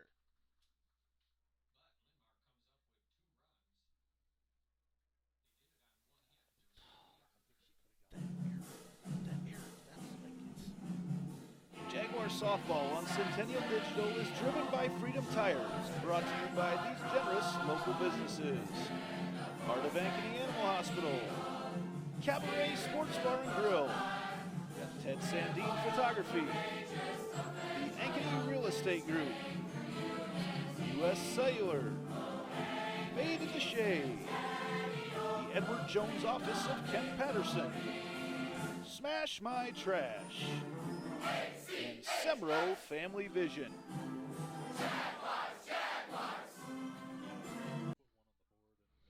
Welcome back to Centennial Digital, driven by Freedom Tire. Andy Pollock alongside Kevin Fisher. Nick Jarash with us up in the booth right now as well, taking lots of video of lots of players tonight to look at just how they move and the inefficiencies and efficiencies at which they worked. Speaking of his efficiencies right now, Mackenzie James stepping up to the plate. She's had a huge night. The junior is 2 for 2 for the Jaguars, and after LinnMar tied it up there in the top of the 5th, a big time through the 2, 3, and 4 batters here for the Jaguars here in the bottom of the inning. Yeah, look to see if the Jaguars can answer the call here. You know what? They gave up a couple there. The air kind of stirred all that, kept that inning going for LinnMar, and hopefully they can answer here and see what Mackenzie, she's a leadoff hitter. Like you say, maybe she can go 3 for 3 and get them started again. James has been locked in here tonight, awaits the pitch from Jordan Beck, and that misses outside for ball 1. Jags have had 5 hits, 4 hits for LinnMar, but 2 Jaguar errors, and the one in the last inning was costly as it led to 2 runs. James watches that pitch outside. Jags have got that leadoff runner on a couple times, but still only 2 runs to show for it. Jordan Beck has worked herself out of some jams. Yeah, they stranded a few. Back there previous inning, they stranded 3. They had 3 runners out there. Potentially could have turned into something big, but the LinnMar got out of that inning. Here's a pitch to James, and that's in the dirt. 3-0 now to Mack. As the infield comes together there to encourage Jordan Beck. Mackenzie James right now, it's late enough we can start to talk about go-ahead runs. The Jaguars have been so good in close games this year. Of course, a trip to the state tournament on the line for this one. End of the season for another team. That pitch misses outside. Mackenzie James on base all 3 times. She's been at the plate tonight. Big walk there by starting out with Mackenzie James, getting the bases on balls walk. 4 on 4 pitches, and you know what? I think now's the time. Jaguars got to look. They got to dig deep. Find a run here. Just like I said, get back in front. Keep putting the pressure back on LinnMar. See if the Jags try to manufacture one here. Starr has been hitting the ball well. She's 1 for 2 with a double. She shows bunt and misses there. Says she tipped it. Doesn't matter. Still a strike. Just a strike. 0-1 the count. LinnMar's corners are in.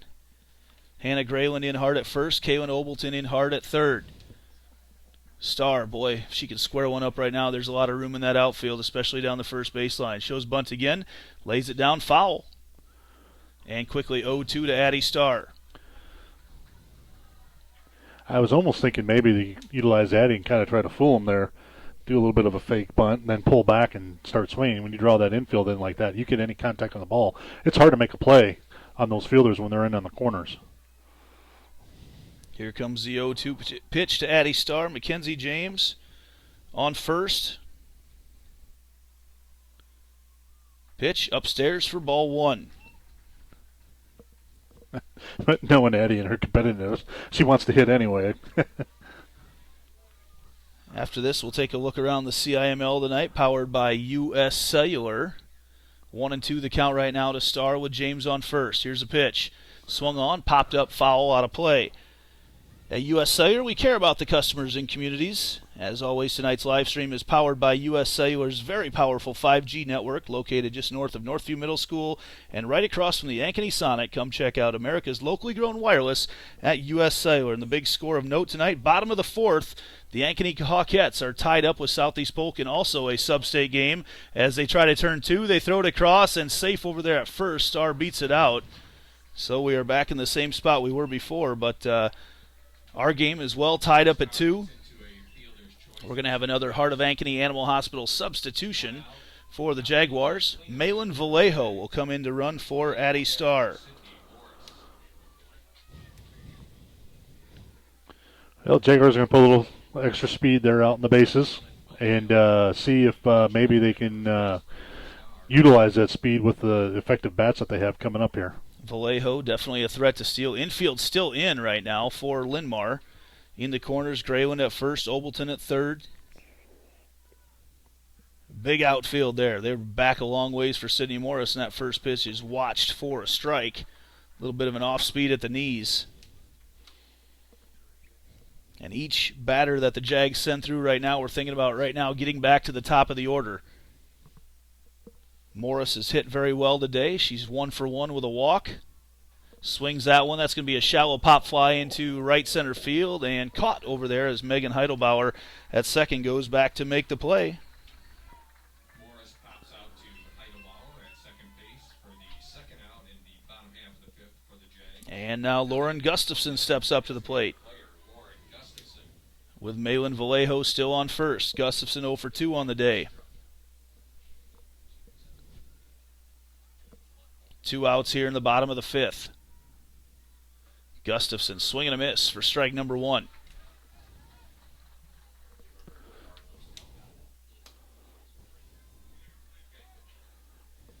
Boy, Jordan Beck has got stronger as the night's gone on. Throwing very well right now. Jaguars haven't been able to square her up very well at all as that pitch misses down low. Actually, no, called strike. Oh, wow. Okay. That Quickly was 0-2 to Gus. Yeah, I thought that was a little inside, a little low, but like I say, we're kind of sitting directly behind everybody, so that was not the case. Now 0-2 to Gustafson with Malin Vallejo on first. Here's the pitch. Swung on, fouled back off the plate. Count remains 0-2. Again, just a beautiful night here on the north side of Ankeny. Ankeny Centennial trying to get to the state softball tournament for the 3rd year in a row. If Gustafson can find her way on, Jordan Kennedy is 2 for 2 tonight. Love to see her get into one. Here's the 0-2 to Gus. Outside pitch, fouled out of play. Bounces it off the batting cage net. That'll take a ladder to go up and grab that one. We haven't had one of the nets appeared yet tonight. Yeah, nothing. 0-2 the count, still to Gustafson. Awaiting the pitch from Beck. Swung on, fouled off again into right field. Whew. A couple Jaguar players out there finding softballs almost got hit by that one. Oh. See Jess Lathrop down there. Put quite a scare into her. Still 0-2 to Gus. Yeah. Don't go anywhere. Another one coming at you. Malin Vallejo on first, looking to score on a hit to the outfield. Gustafson lines that to the outfield, and it gets away from center fielder Grace McCarty. Just an awkward hit is the best way to describe it. Yeah, very hard hit by Gustafson, and coming in there trying to make the catch, and Grace just, McCarty just got a little bit low. It's hard for any outfielder to try to catch the ball moving that hard and that low, and just popped out of the glove there as she was trying to make the snag. And they're going to take a peek at McCarty out there. In fact, Megan Heidelbauer heads out to chat with her a little bit. She might have got hit in the arm or the chest with that ball. Actually, the coach, that is head coach Lindsey Murray, heading out to chat with her as well, because the top half is looking into the sun. I'm not sure the ball ever got to the top half, to be honest. No, it was basically head high all the way out there, and then just kind of fell off as it got to McCarty. And like I said, it just kind of probably about at her knees when she was trying to make the catch, and kind of rode up her arm, but she waved the coach off real fast there. She's like, no, I'm fine. Just an awkward play to try to make. But now Jordan Kennedy, who's 2 for 2 on the night, has Malin Vallejo at second and Lauren Gustafson at first. See if Kennedy can get into one here. First pitch is upstairs for ball 1. Lizzie Klunder waiting on deck, another power hitter for the Jags. 1-0 the count right now with 2 outs to Kennedy here in the bottom of the third. Jags doing all their damage here with 2 outs.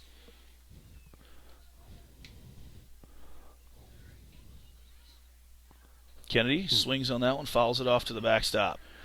That right side of the field has been getting a lot of action tonight. Yeah, most everything we've seen so far has been either just up the middle or out, like you said, out to the right. And it'd be nice to see Jordan try to get her bat squared up on one of these here and push a run across, because Malin is going to definitely score on a base hit. Yeah, anything to the outfield. She's going to be flying around, the state track runner. Kennedy watches that one upstairs.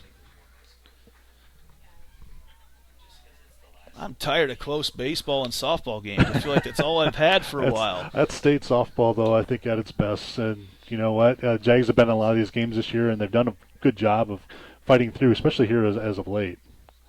Here's the 2-1 to Kennedy. Swing and a miss, strike 2. Evens up the count at 2 apiece. She took a big swing at that one. Kennedy, the number 6 batter here for the Jaguars, the 8th grader. Chance to give the Jags the lead back here. 2 balls, 2 strikes, 2 outs in the bottom of the 5th. Here's the pitch from Beck. Swung on line into the outfield, and that's going to drop. That's going to roll all the way to the fence. Here comes Gustafson around from third. Gustafson coming home, play at the plate. She scores, and the Jaguars have taken a 4-2 lead off the stand-up double from 8th grader Jordan Kennedy. Awesome at-bat there by Jordan Kennedy. Stayed with it, kind of got fooled on one of the pitches there. Fouled a couple off, and then that nice shot to right center, bringing 2 of her teammates across, bringing the Jaguars back in front. And now Lizzie Klunder with a chance to add to the lead.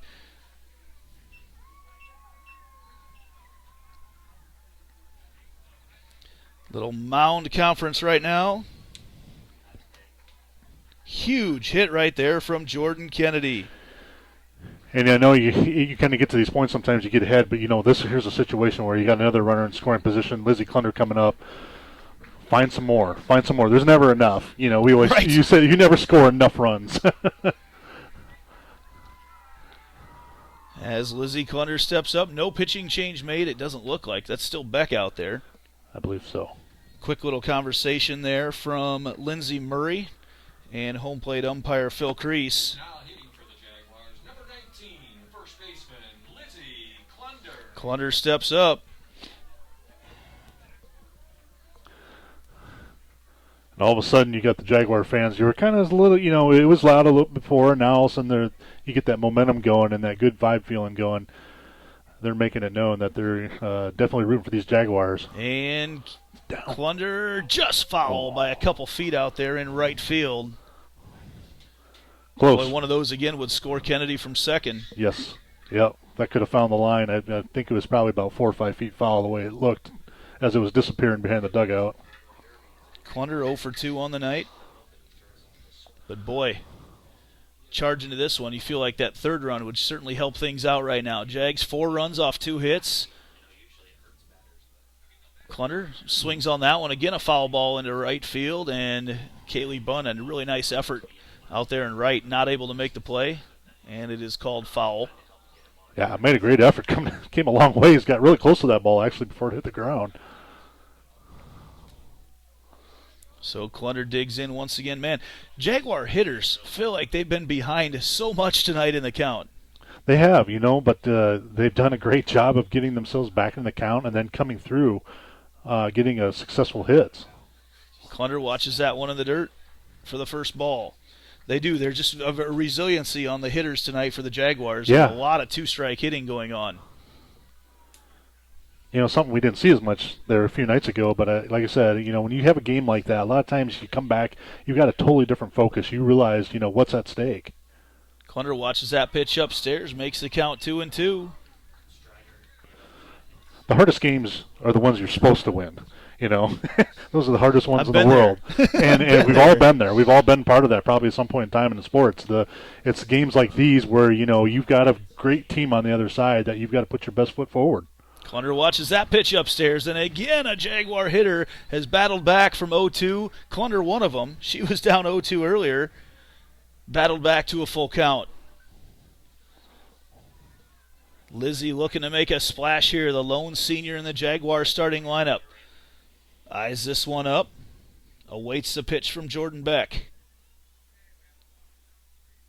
Swung on, lined up the middle. That is going to be picked up. Nice play again over there. Megan Heidelbauer at second base. You can't say enough about her defensive play tonight. That was a phenomenal play by her, catching down that little short hop and making the out, because if that play isn't made, there's probably another run coming across for the Jaguars.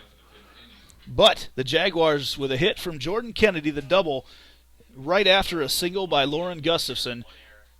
And the Jaguars have now taken a 4-2 lead here as we head with 6 outs left away from getting to next week's state tournament at Fort Dodge.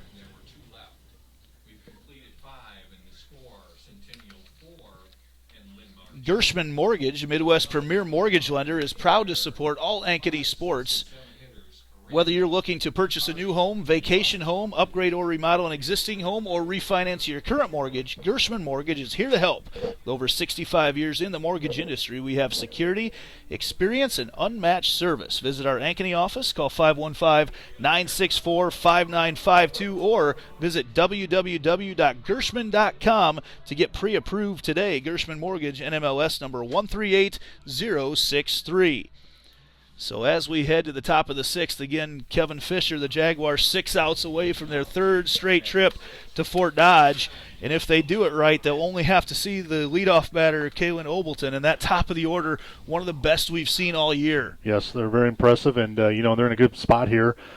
But they kind of just got to take it one batter at a time, work your way through each of the batters, get the outs you should get. But no outs are easy.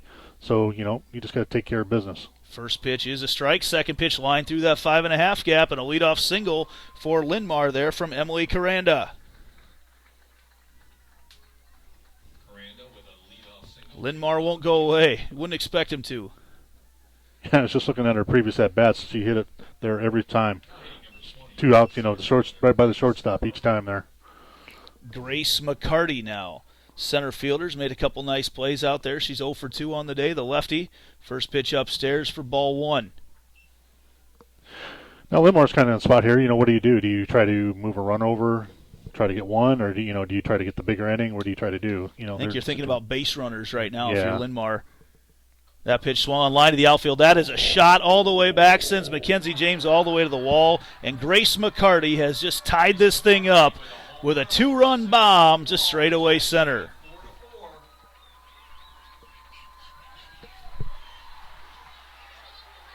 Wow, Grace McCarty got all of that one. Jaden Stair has not allowed too many pitches to get away from her here tonight, but that ball was absolutely crushed. Yeah, that one just got floaty over the middle of the plate, and she just drove it.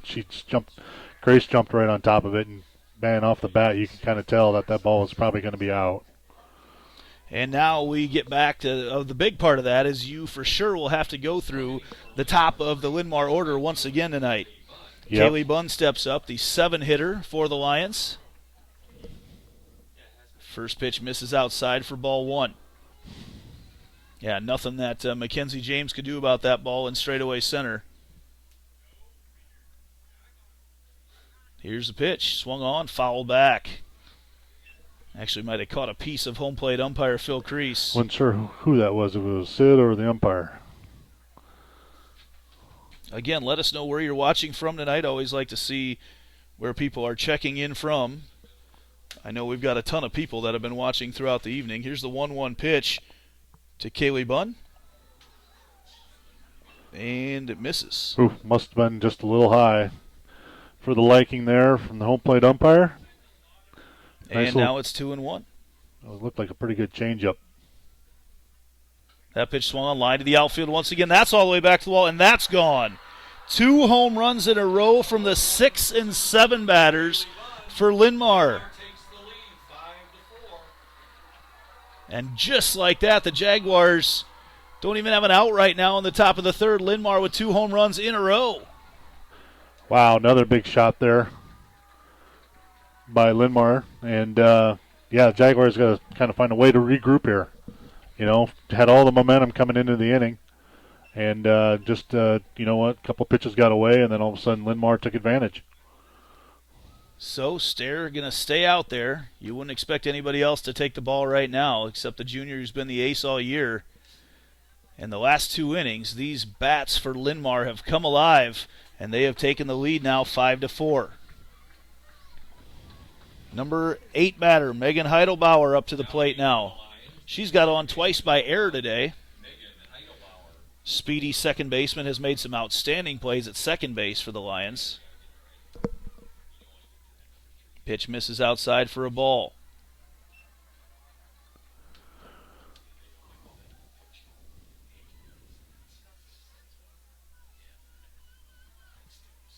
Stair looks in. 1-0 pitch. Lined out into right field, and that is foul.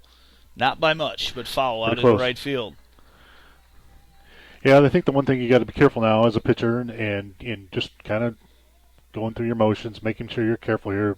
LinnMar's coming up. They're attacking, obviously, now. They've found something here in the last couple of at-bats, and they're just going to be looking for more, obviously, because now they're looking, they're in a situation where they've got no outs, like you're talking about, and they're going to try to work around to the top of their order. That pitch misses upstairs, makes the count 2-1.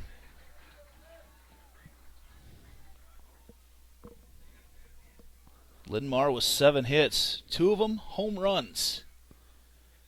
That pitch misses outside, and it's now 3. Actually, no, called strike. All right, 2-2. I was just going to mention, it looked like, Jaden was really working the corners, both for the righties and the lefties, and then those last couple of bats just seemed like the pitches were just a little bit more centered over the plate, not quite much in the corners. Goes with a changeup. That ball popped up into right field, and Jordan Kennedy can't make the diving catch. Great effort, but that ball pops in there for a hit, and LinnMar now has strung together 4 hits in a row. That ball just not much here. Kennedy gave all she could, but just couldn't quite get there in time. Yeah, it's kind of one of those that gets into no man's land, and you have to have a good break on it right off the start, and if you don't, just kind of it finds a way to drop most of the time. And still no outs here in the top of the 6th. Bunt shown. Wells can't get it down. She did have a sacrifice bunt earlier in the day. LinnMar, though, a big crooked number here right now in the top of the 6th. Nobody out. 4 hits in a row have led to 3 runs.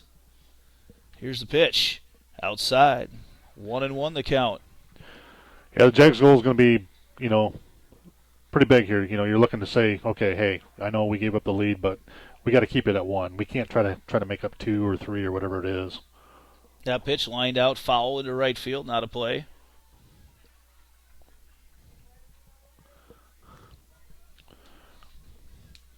And how do you do that? You get the first one. You're in a situation here, find the first out, okay? Try to see if you can hold the runner at first, and then you're in business where you can get another 2 outs and get out of the inning. 1-2 the count. Maddie Wells over, picks it up, does Clunder. There's out number 1, and nice stop over there as they try to maybe pick off Heidelbauer. She rounded second. She's quickly back over there. Cora Boyle makes a good snag. I wasn't so sure that she was going to maybe do a wheel and try to get the lead runner on that play. The situation was there where she had an opportunity to do it because lead runner hadn't gotten too far down the line on that hit. Kaylin Obleton steps up to the plate. 0 for 2 on the day. Lines that one into the gap. Peyton Drefke's going to come up throwing right away. That's cut off there by Stair. And now runners in the corners for the number 2 batter, Claire Michael. 5 hits here in the top of the 6th for LinnMar. Claire Michael steps up to the plate. 0 for 3 on the day, but she has made solid contact every time. That pitch, runner goes, and in there safe at second is Obleton. Moves to second base on catcher indifference. Heidelbauer over at third for the Lions.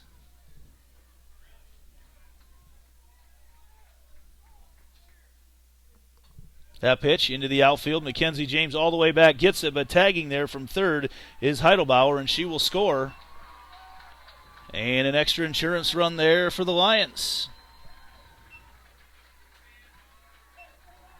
Michael flies out to Mackenzie James. 2 outs right now, and Hannah Grayland and Anna Streff staring you down the face. Yeah, you know, Jag's got to figure out what to do here. She left early. No, they were just double checking to see if she left early. They tried, but I kind of had to triangulate. You got to do what you can right now. Right. I didn't think she did, but they were checking. Little off-speed pitch there from Stair, misses.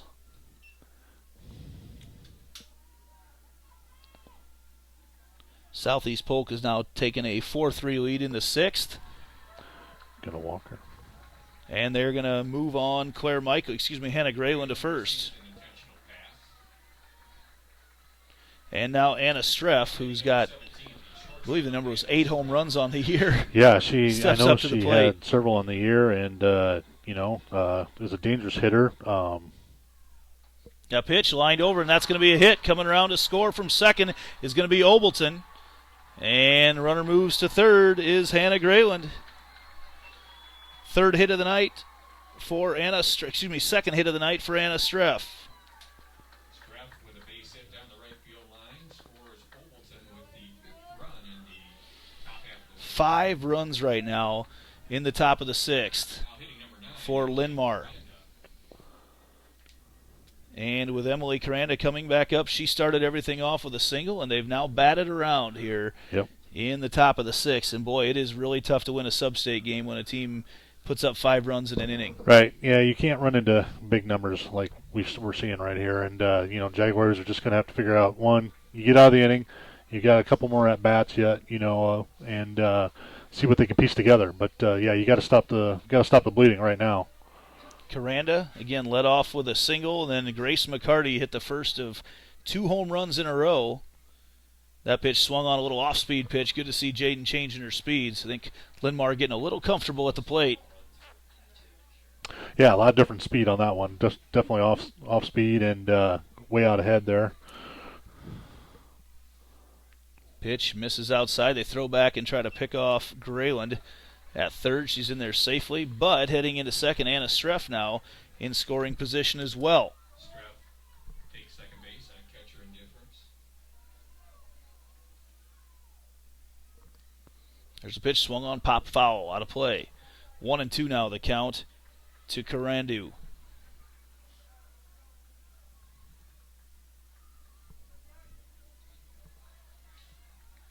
The bottom of the order doing some damage for LinnMar here in the 6th.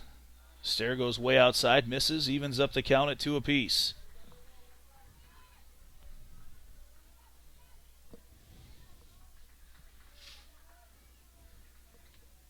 Here comes the 2-2. Swung on, lined up the middle. Another 2 runs going to come in to score. James going to try to make a play at the plate, but scoring another one. 2 more runs come across. And LinnMar now with 7 runs to blow this thing open in the top of the 6th. Coach Brett Delaney going to come out, and that will be all we see of Jaden Stair here tonight. We're going to take a quick break and be back right after this on Centennial Digital, driven by Freedom Tire.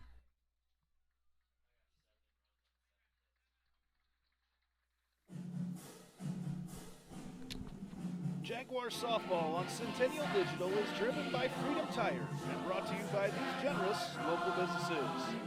Picture Fitness, Weicker Realtors, the 515 Agency, Gershman Mortgage, Lane Family Wealth Management, Sinorama Ankeny, Wendy Thompson, an affiliate of Humble Travel, Springer Floor Care, Sonny's Pizza Bistro, Lamberti Goki Lucci Law, and Lincoln Savings Bank, member FDIC.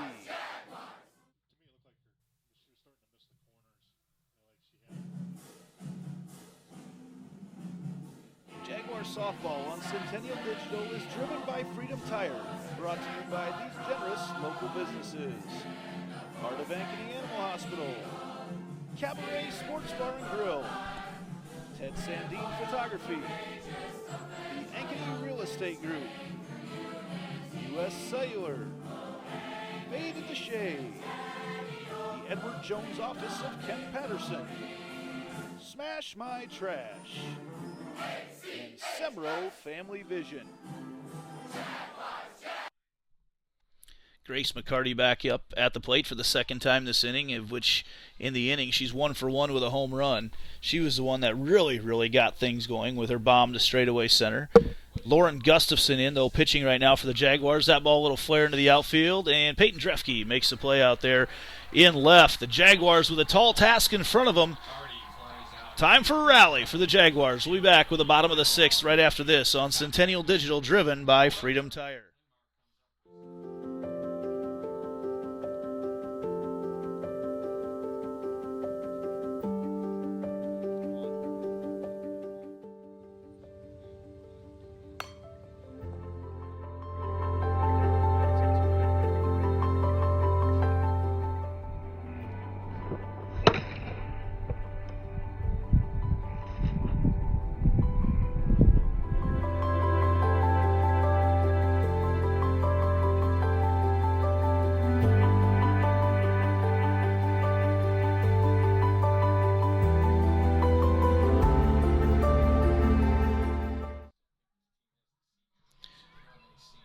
Time for a rally here in the bottom of the 6th. Jaguars trailing 9-4 to LinnMar, who just put up 7 runs off 7 hits, including 2 home runs in the top of the inning to really blow this thing open. Jaguars actually led 4-2 going into the inning, but wow, to see 7 runs put up an inning. It's been a long time since we've seen a team put up 7 runs on the Jaguars in 1 inning. Yeah, it's been a while, and I think it kind of caused a little bit of surprise, and unfortunately the Jaguars weren't able to stop some of those things from coming across, and sometimes when you get in those moments, it just keeps kind of just blowing up on you, no matter what you try to do. But they got to find a way to dig deep here and see if they can get a couple runs across. This inning, like I said, they got 2 at bats here to work, so get a couple now and then see what you can do in the last at bat.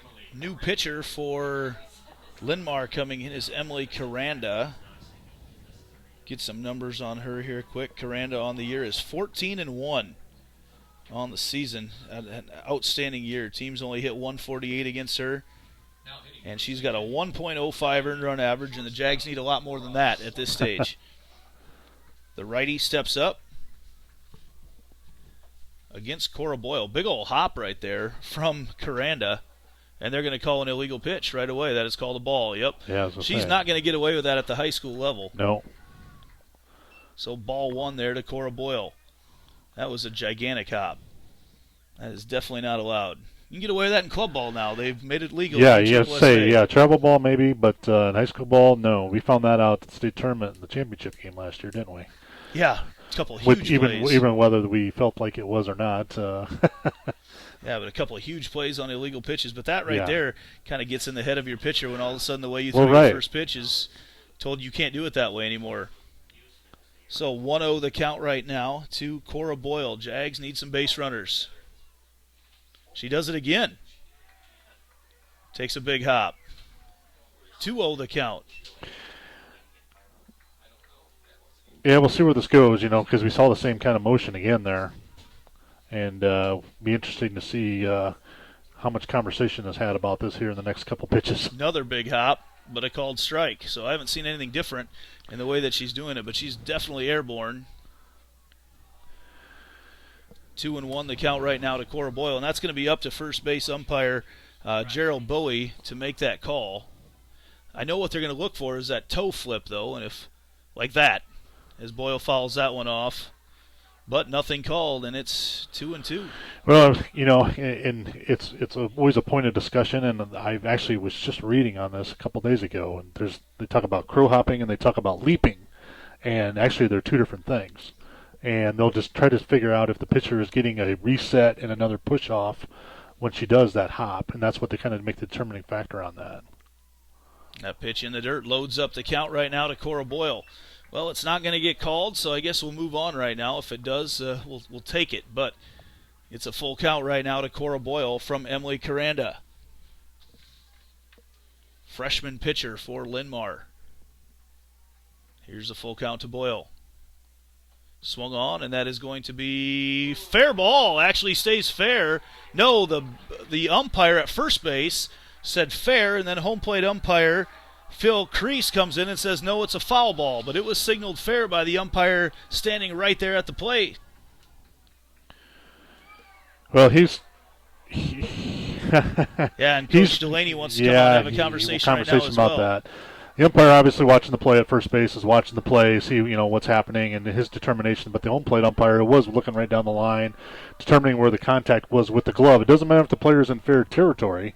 If the glove's in foul territory, it will be a foul ball. And Phil Crease knows the rules, and he's got the best view of anybody right there. And again, if it's his determination that ball's going to land foul, he's going to call foul. So full count right now still to Cora Boyle.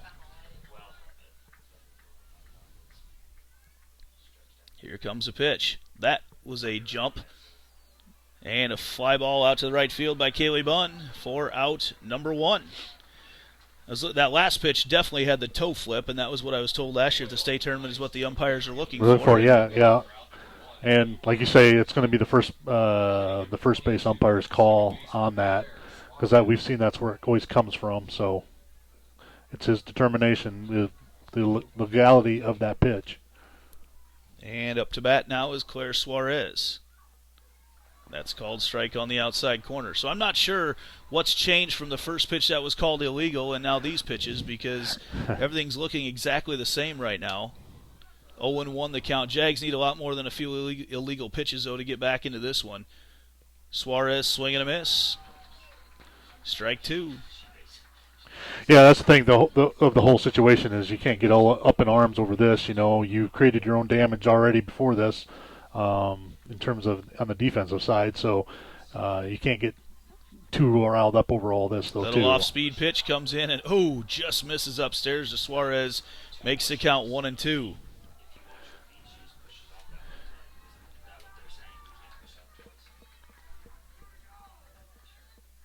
One and two the count right now to Suarez. Ball popped up and out of play. Hits the backstop.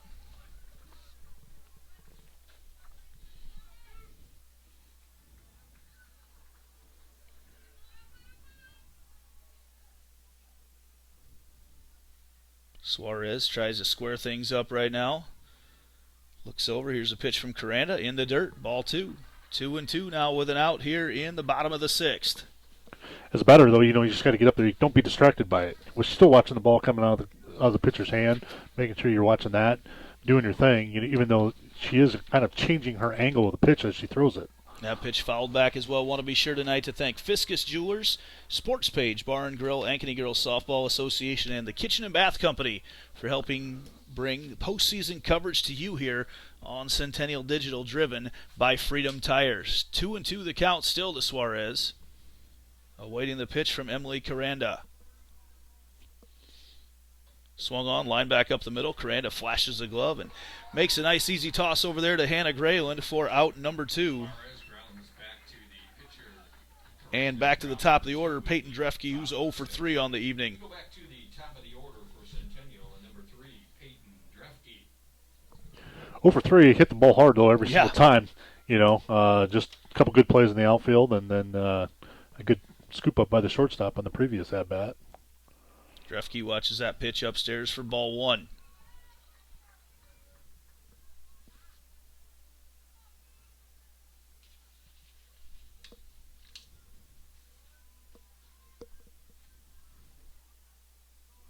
And that pitch is in the dirt. Makes the count 2-0. Drefke going to try to see if the Jags can scratch one, maybe 2 runs out here in this inning. First need to get a base runner. Yeah, it's going to take the whole team. When you get in a situation, obviously, we're down 5. Obviously, you're going to get a number of batters up, and you just got to find a way. Drefke lines that one out into right field, and that's going to drop for a little hit. Just like that. You got to do one of those. You move the line, next batter. You just got to, find a way to get on each time. And now Mackenzie James, who's 2 for 2 on the night with a walk, steps up.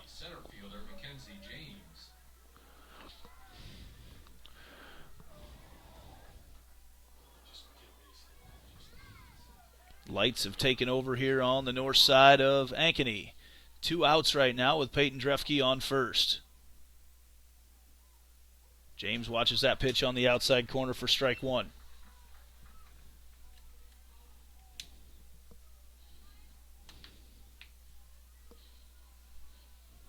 0-1 the count.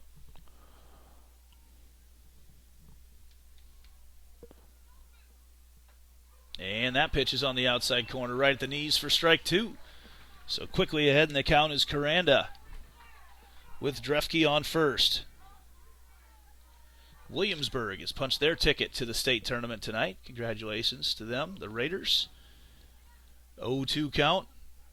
James hacks that one back up the middle. Well, a couple hits at a time, huh? There you go. One at a time. Yep, one at a time. Like I say, you're not going to get it all back in one swing, one at bat. You just got to get batters on base and keep moving the line around. You're at the top, up towards the top of your order, and you just find a way. And if you push a couple runs across here, you never know. You get that momentum going, you never know what can happen. Addie Starr steps up with runners on first and second. 2 outs here in the bottom of the 6th.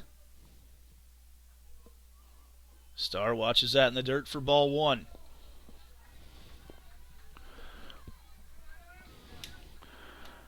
Just maybe piece by piece you can get back into this one, but with 2 outs right now, no margin for error. Especially the way LinnMar's hitting the ball here tonight. 11 hits for LinnMar as Starr watches that pitch right at the knees for a strike.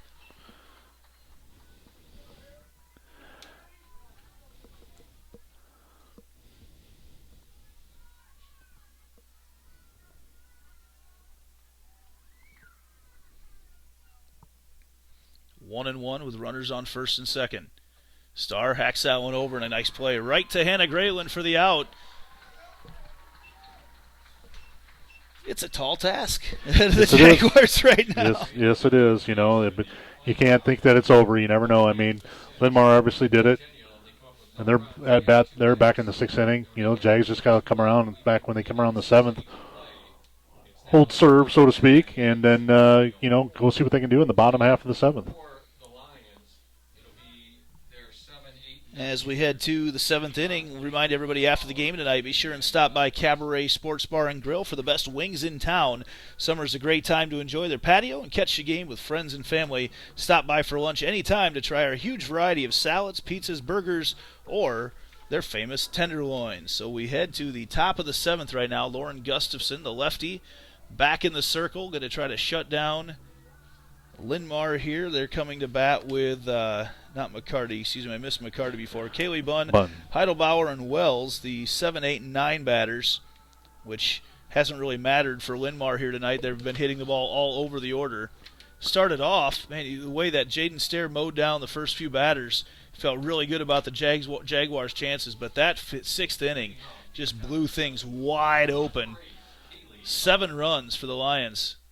That pitch misses outside for ball 1.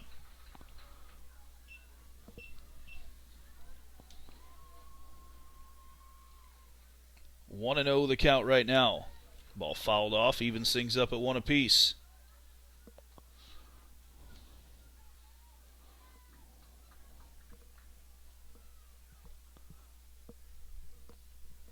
Gus, another junior on this team. And that pitch just misses inside for ball 2.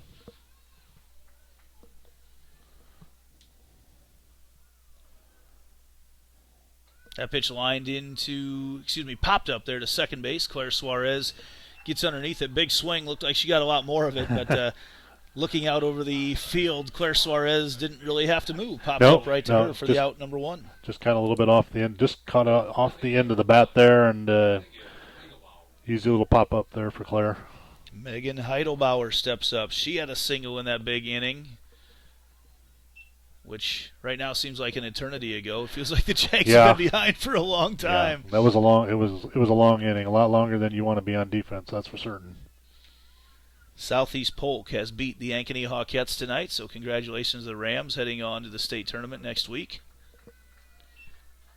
Fun to see those roll in. Of course, it's been fun the last couple years for the Jaguars to be a part of that as well. Here's the 1-1 pitch. Misses outside. But a tall task ahead tonight to try to get back into this one, and they've only got 3 outs to do it. I think the hard thing sometimes is to get there. A lot of times, I think you have as much pressure to get there as you do as when you actually get down there. Big time. And you're at the tournament. All of a sudden, I think it's a sigh of relief. As much as you think there'd be even more pressure, I think, this game is always that one that can kind of just, the nerves can get to you sometimes. Gustafson goes way outside on the 2-2, and that makes it a full count with 1 out here in the top of the 7th. A tale of 2 games. First half of the game was all Jaguars. Second half of the game has been all LinnMar. As that ball lined out there and bounces in front of Jordan Kennedy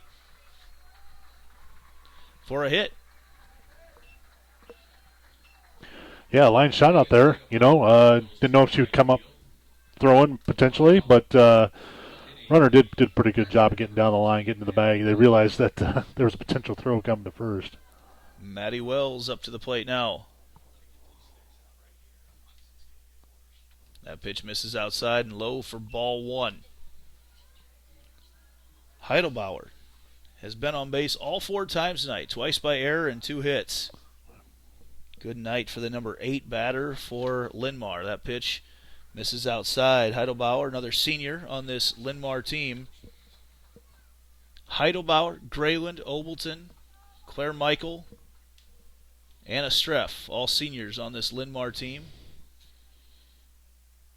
And that pitch misses outside as well. Yeah, that's important. Having senior leadership like that, game like this, where, like I said, we were just talking a second ago, where maybe there's a little bit more nerves. You have girls that have been out there for a number of years, and it's good to have that experience out there. Not that the Jags doesn't have the experience, but they're dealing with a few more underclassmen maybe than they were the previous year. But you know what? It's you just still got to do what you need to do. 4 straight balls, walks Wells, the number 9 batter. And back to the top of the order we go with Kaylin Obleton. Go back to the top of the order for LinnMar. Number 4. Looks like we're going to have a Heart of Ankeny Animal Hospital substitution as 12. Abby Mecklenburg, 8th grader, comes in to run for Maddie Wells at first, the catcher. Number 12 is a courtesy runner for Maddie Wells over at first base.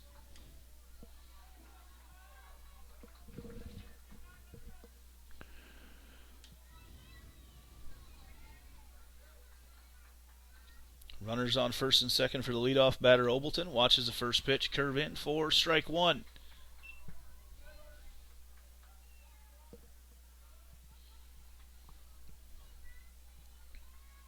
Oh, 1. That ball upstairs from Gustafson makes the count 1-1. A little different look, though, for the batters here at the top of the order with Gustafson throwing as a lefty, coming in from a different direction. That pitch lined out into right field, and that's going to drop. Oh, no. I thought that was on the line, and I guess it was just outside. That was very close. It was very close.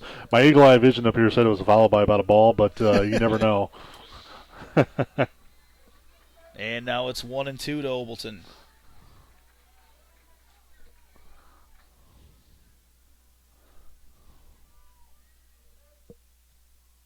Gustafson looks in for the signal.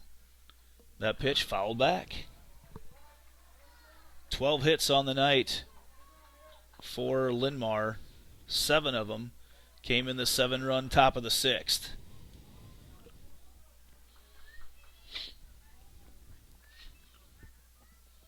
That pitch swung on, and Addie Starr picks it up, steps on third, fires it across, not in time, as she tries to make the double play, but the fielder's choice will get Obleton on base. Good pickup there by Eddie, getting the lead runner. trying to make the double play. It was just maybe the ball was just coming there just a hair too slow to get all that accomplished in that time frame. But at least get the lead runner out. That was a good play. Claire Michael steps up. Pitch popped up and right back at us. I'm guessing someone caught that. We saw a round of applause out there. Must have went over the top, just barely. Claire Michael now with an 0-1 count from Lauren Gustafson. That pitch just misses outside.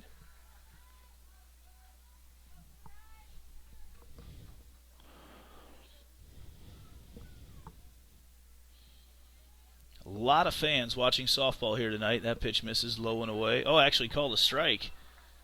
Makes the count 1-2 right now to Claire Michael.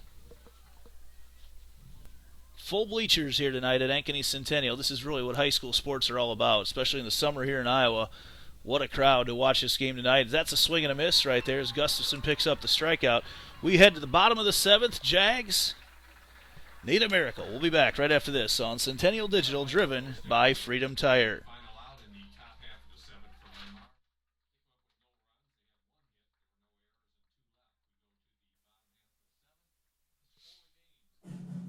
for LinnMar. Still not sure why. Jaguar softball on Centennial Digital is driven by Freedom Tire, brought to you by these generous local businesses. Part of Ankeny Animal Hospital, Cabaret Sports Bar and Grill, Ted Sandine Photography, the Ankeny Real Estate Group, U.S. Cellular, Made in the Shade, the Edward Jones Office of Ken Patterson, Smash My Trash, and Semro Family Vision.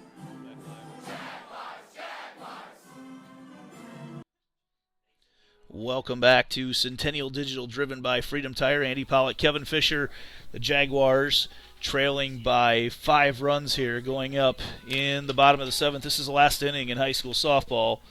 Sydney Morris, Lauren Gustafson, and Jordan Kennedy coming up to the plate. They're going to try to continue the Jaguars' hopes. And like you mentioned before, you just got to do it one batter at a time. Yeah, it's the old adage, how do you eat an elephant? One bite at a time, the same thing. And that's what they're kind of facing. It's a tall task, but you just got to keep moving the line. First pitch upstairs to Sydney Morris, and another illegal pitch called.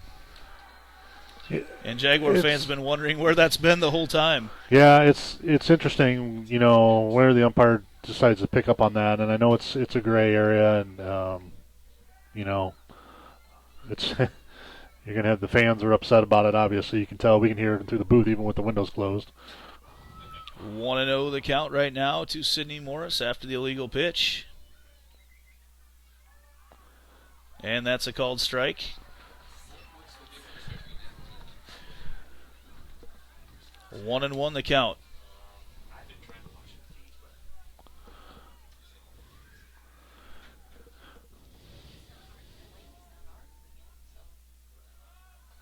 There's a chopper up the middle for Morris, and it's going to sneak through. That's what they need, one at a time. That's right. The motion the last 2 times on the pitcher there was a little bit different if you watched it. It's an adjustment. To me, if it's called, like you say, consistent like it is every time, she needs to make a big adjustment.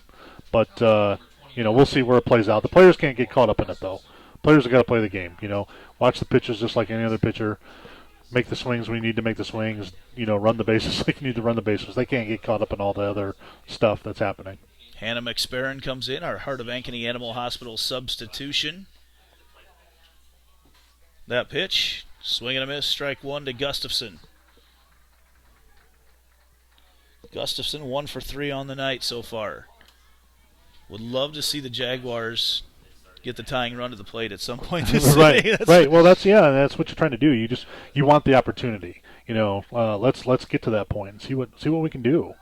And that's a called pitch on the inside corner. That was pretty. Still would love to get an explanation because that was the largest leap of the night there from Emily Caranda. Yeah. What is different? 0-2 the count. And again, he's looking for it because he's called it twice, but he's done it the first pitch of the inning and then not again. Right. Here's the 0-2 to Gustafson. She gets a little piece of that one's picked up and race to first, and she's safe. Lauren Gustafson. The ball got bobbled just a little bit by Hannah Grayland down there at first base, and Gus turns on the wheels. And now, well, never say never. No, you don't. You don't. And you get, like I say, you get a couple runners on base. The parishioners all of a sudden going to start flipping around a little bit there, because all of a sudden you get a couple big hitters coming up.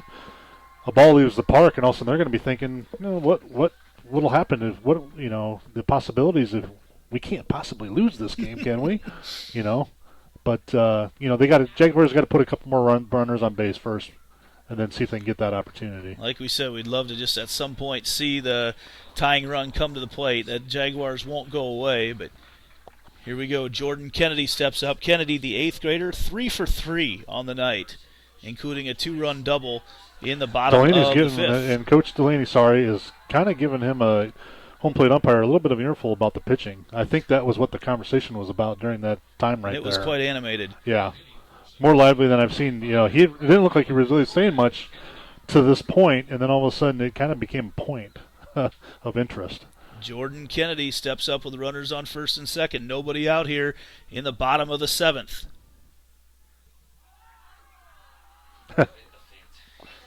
Another huge leap right there. The fans are going crazy about it. Yeah.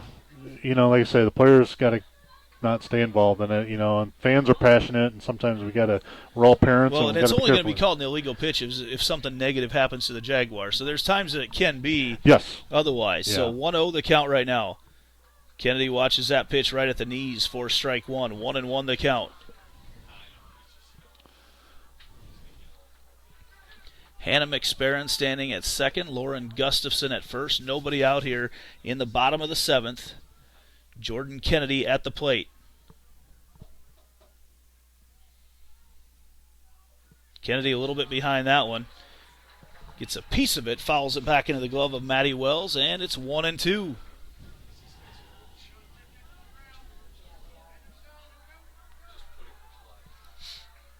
Kennedy working on a 3 for 3 night. 1-2 the count to her. Watches that pitch low. Evens up the count at 2 apiece. Game's now been going on for 2 hours.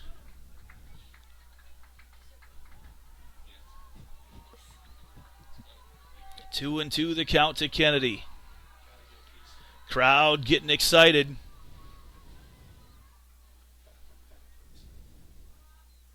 Swings on that one, and it is a foul ball down the third baseline. The high chopper. Almost, but nice to see that sneak over in fair territory there. All of a sudden that gets another runner on, another opportunity for the Jaguars with no outs. So nobody out here in the bottom of the 7th. Jags with runners on first and second, trailing 9-4 after a huge 6th inning for LinnMar. Jordan Kennedy with a 2-2 count. Well, that pitch rolls halfway. Hannah McSparron sliding in, and she is tagged out at third base. That is not what the Jaguars need right now. I think she was reading it in the dirt and took off, but that is certainly, wow.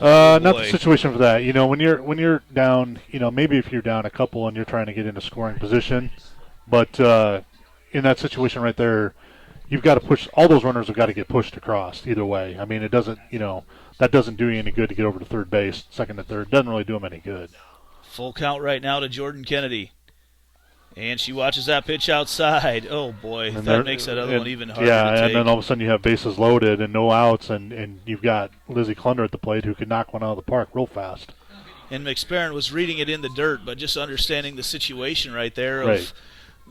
that you need base runners right now. Right, yeah, that's what it is. Every one of these runs need to be, all of them needed to be pushed across. There was no stealing a run necessarily. Lizzie Klunder hacks that one foul. Because if they aren't pushed across by the batters that follow them, you're not scoring enough anyway. 0-1 the count with an out here in the bottom of the 7th.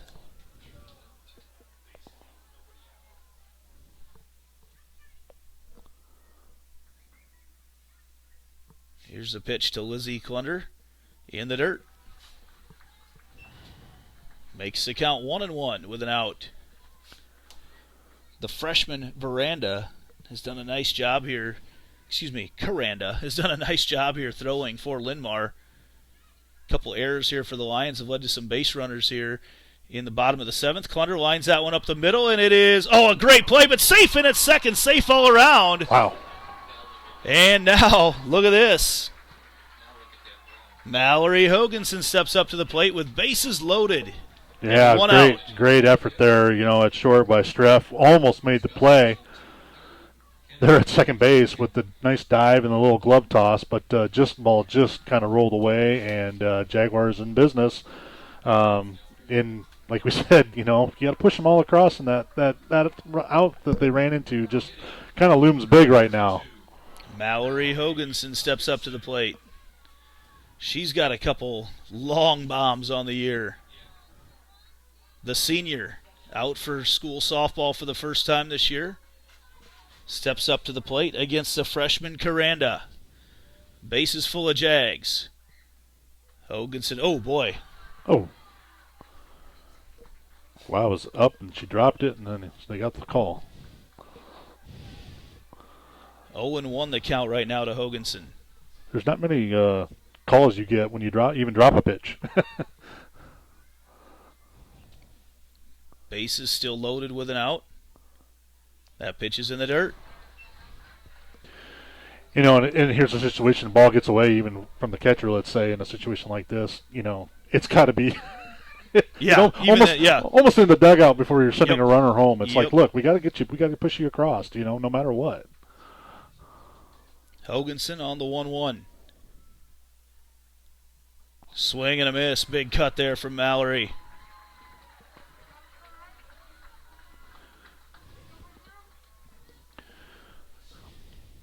Yeah, you'd like to see a base hit here, and then all of a sudden, you put that tying run almost in position at the plate. 1-2 the count right now to Hoganson. Swung on and fouled back. Didn't get much of it, but it was enough. Just enough. That's right. Just enough to see another pitch. Bases still loaded. Gustafson on third. Kennedy on second. Clunder at first. Mallory Hoganson up to bat. 1-2 the count to her. And she watches it upstairs. A little bit of a rise ball there from Caranda. Evens up the count at 2-2. Held back very late. Yeah. Good eye there by Mallory. Way to hold off. Boy, if the Jags can get 2 more hits out of this game with bases loaded right now, we might be talking about this game for ages. Here's the 2-2 pitch. And just foul down the first baseline. That would have scored a few. Yeah. Good at bat here by Mallory. Just keep it going. Stay focused. One pitch at a time. Now she's getting another one. Find your pitch. Drive it somewhere. 2-2 the count with an out here. So we sit in the bottom of the 7th inning, the last half inning. Winner on to next week's state tournament. Here's the pitch. Swing and a miss. Strike 3 as Caranda goes in on the hands. And now Claire Suarez, the last hope for the Jaguars here with bases loaded, trailing by 5.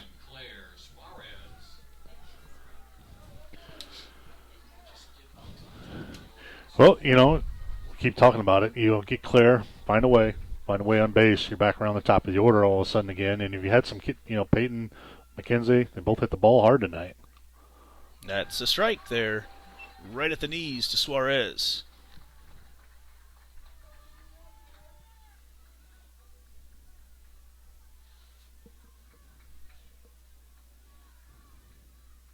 Jags have had 9 hits tonight, but it's the 12 hits and all the ones that came together in the 6th. As that pitch is a ball low. The 12 hits and the 7 that all came with a 7-run 6th inning for LinnMar to blow this game wide open. In fact, the Jags went into the inning with the lead, but a couple home runs in the inning from the bottom of the order. LinnMar, the complete package tonight here. And that ball popped up by Suarez coming over, and the ball drops. More life here for Claire Suarez. New life. Great effort there by Maddie Wells and Hannah Grayland. Had a beat on it just off the end of the glove. Very good hustle there by Maddie Wells coming out of the catcher's position.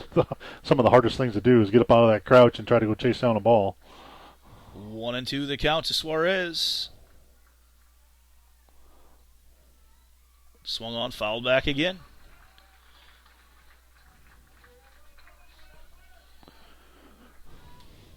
Well, Claire's had the dramatics before. We've seen it. You know, it could come at any time. She's been coming on pretty strong at the end of the season with her bat. You never know. Find a way on, get back around the top of the order. Outfield shaded to right field. 1-2 to the second baseman, junior Claire Suarez. Swung on, popped foul once again. Getting an appreciative round of applause from the Jaguar fans right now for her quality at bat.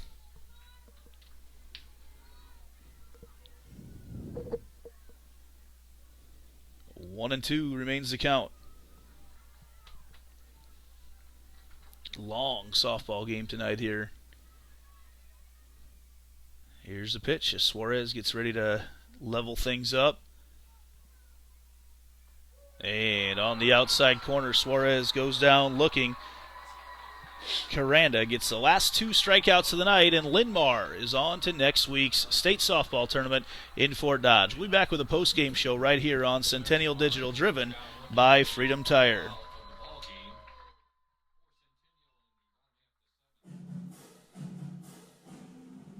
Jaguar softball on Centennial Digital is driven by Freedom Tire and brought to you by these generous local businesses.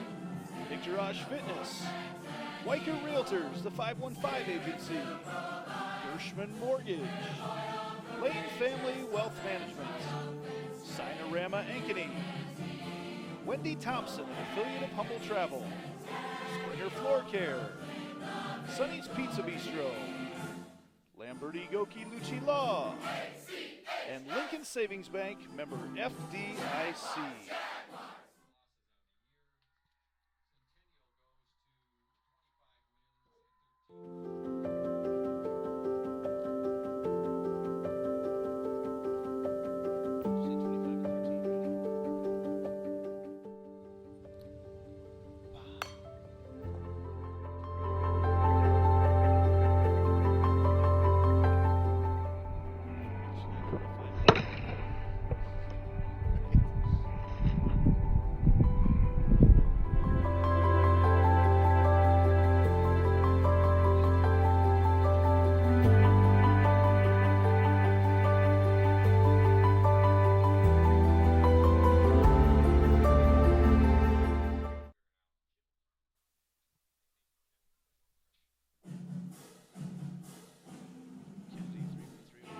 Softball on Centennial Digital is driven by Freedom Tire, brought to you by these generous local businesses. Heart of Ankeny Animal Hospital, Cabaret Sports Bar and Grill, Ted Sandine Photography, the Ankeny Real Estate Group, U.S. Cellular, Made in the Shade, the Edward Jones Office of Ken Patterson, Smash My Trash, and Semro Family Vision.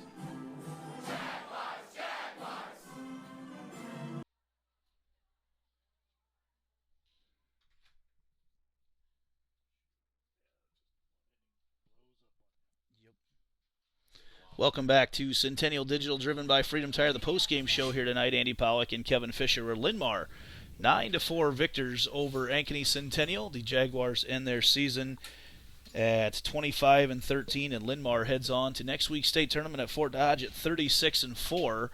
And they will be joined up there. They'll play. That game will be on Monday. Not sure exactly what time yet, as that'll come out later. But I would guess, based on the seedings and seeing so far who's won tonight, they will probably have Fort Dodge there in round number 1. So Kevin Fisher tonight, as we look at things, it was really just the Jaguars played such good softball, except for the early part of the sixth inning. They could not get an out in that sixth inning. Yeah, they did. They played a really good game, and sometimes and unfortunately those innings come along at the wrong time. And tonight it did for the Jaguars. They were playing a great game.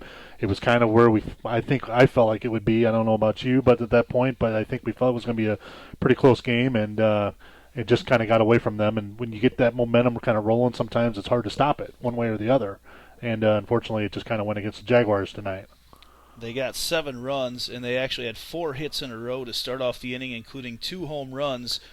Had 7 hits in the inning itself, so it was one of those things, like you said, it just spiraled. A couple home runs from the bottom of the order, and LinnMar was on a roll. And the Jaguars put up a valiant effort at the end. Actually had the tying run in the circle, which you'd love to see. They did. They did. And we talked about that. You got to give yourself a chance, and they were getting there. And they had a base running mistake there, and that threw an extra out. Kind of gave LinnMar an out in a sense, and. When you have that, you're in those situations, everything's just got to be kind of flawless. And unfortunately, just for an inning there, they weren't the better team, but that inning proved to be pretty crucial.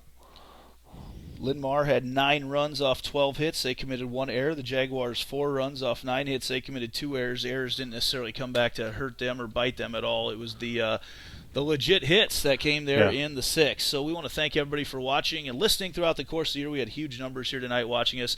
Want to also be sure to thank Sports Page, the Ankeny Girls Softball Association, Fiscus Diamond Jewelers, and the Kitchen and Bath Company for their postseason support of Jaguar softball. Kevin, tonight we have to name our Lamberti, Goki, and Lucci Law players of the game, and really a couple players really stood out for the Jaguars tonight. Yeah, the 2 that we saw that stood up the most, Jordan Kennedy and Mackenzie James, both for the Jaguars, did a great job going 3 for 3. I think Jordan was 3 for 3 with a walk.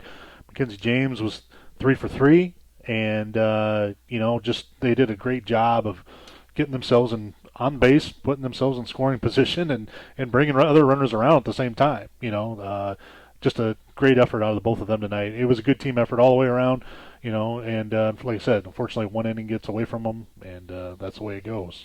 That will do it for our 2021-2022 coverage here on Centennial Digital.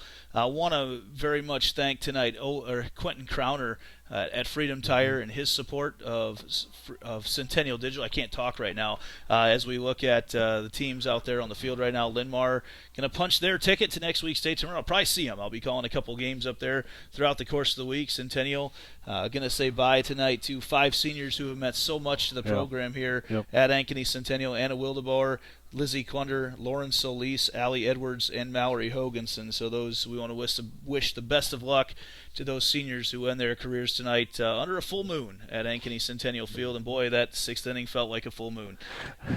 Yeah, it was. It was one of those things where weird things happen, and that was because we didn't see anything like that out of the Jaguars basically all year long, from the pitching side or the defensive side. And like I say, 1 inning gets away, and unfortunately it just turned into a giant inning, and just too much to overcome on a night like this. So I want to thank everybody for their support of Centennial Digital all season long. We started off officially with Centennial Digital for the basketball season, brought you coverage of girls and boys basketball, wrestling, then moved on to girls and boys soccer, who both made the state tournament, covered the track meet, and now baseball and softball here in the spring, or in the summer, I guess, in Iowa. And then we'll move on to volleyball coverage coming up. But we're going to rest our vocal cords. There's about a month and a half that we won't have anything here on Centennial Digital. So it's been fun. We've got to see a lot of teams at Centennial go to state here over the last 9 months. So it's been a pleasure to cover Centennial sports, and we'll be back with more in the fall. For everyone here at Centennial Digital, Cade Tomlinson, Ellie Pollack on the cameras tonight, and everybody who's helped throughout the course of the year, thank you very much, and we'll be back in the fall with more Centennial Digital driven by Freedom Tire.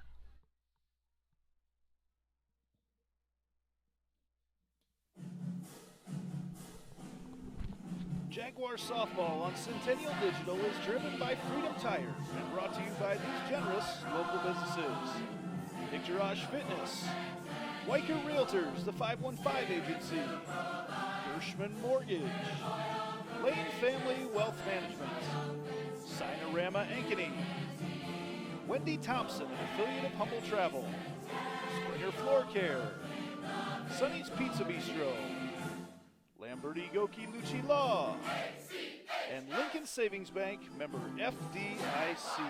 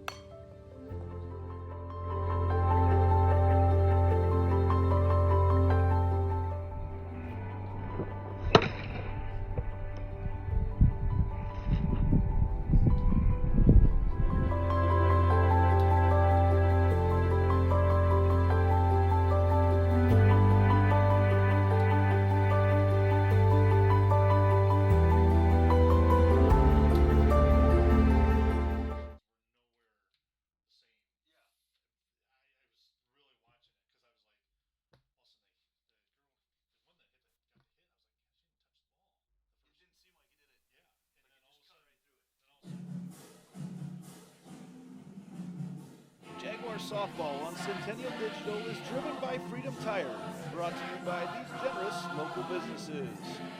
Part of Ankeny Animal Hospital, Cabaret Sports Bar and Grill, Ted Sandine Photography, the Ankeny Real Estate Group, U.S. Cellular, Made in the Shade, the Edward Jones Office of Kent Patterson, Smash My Trash, and Semro Family Vision.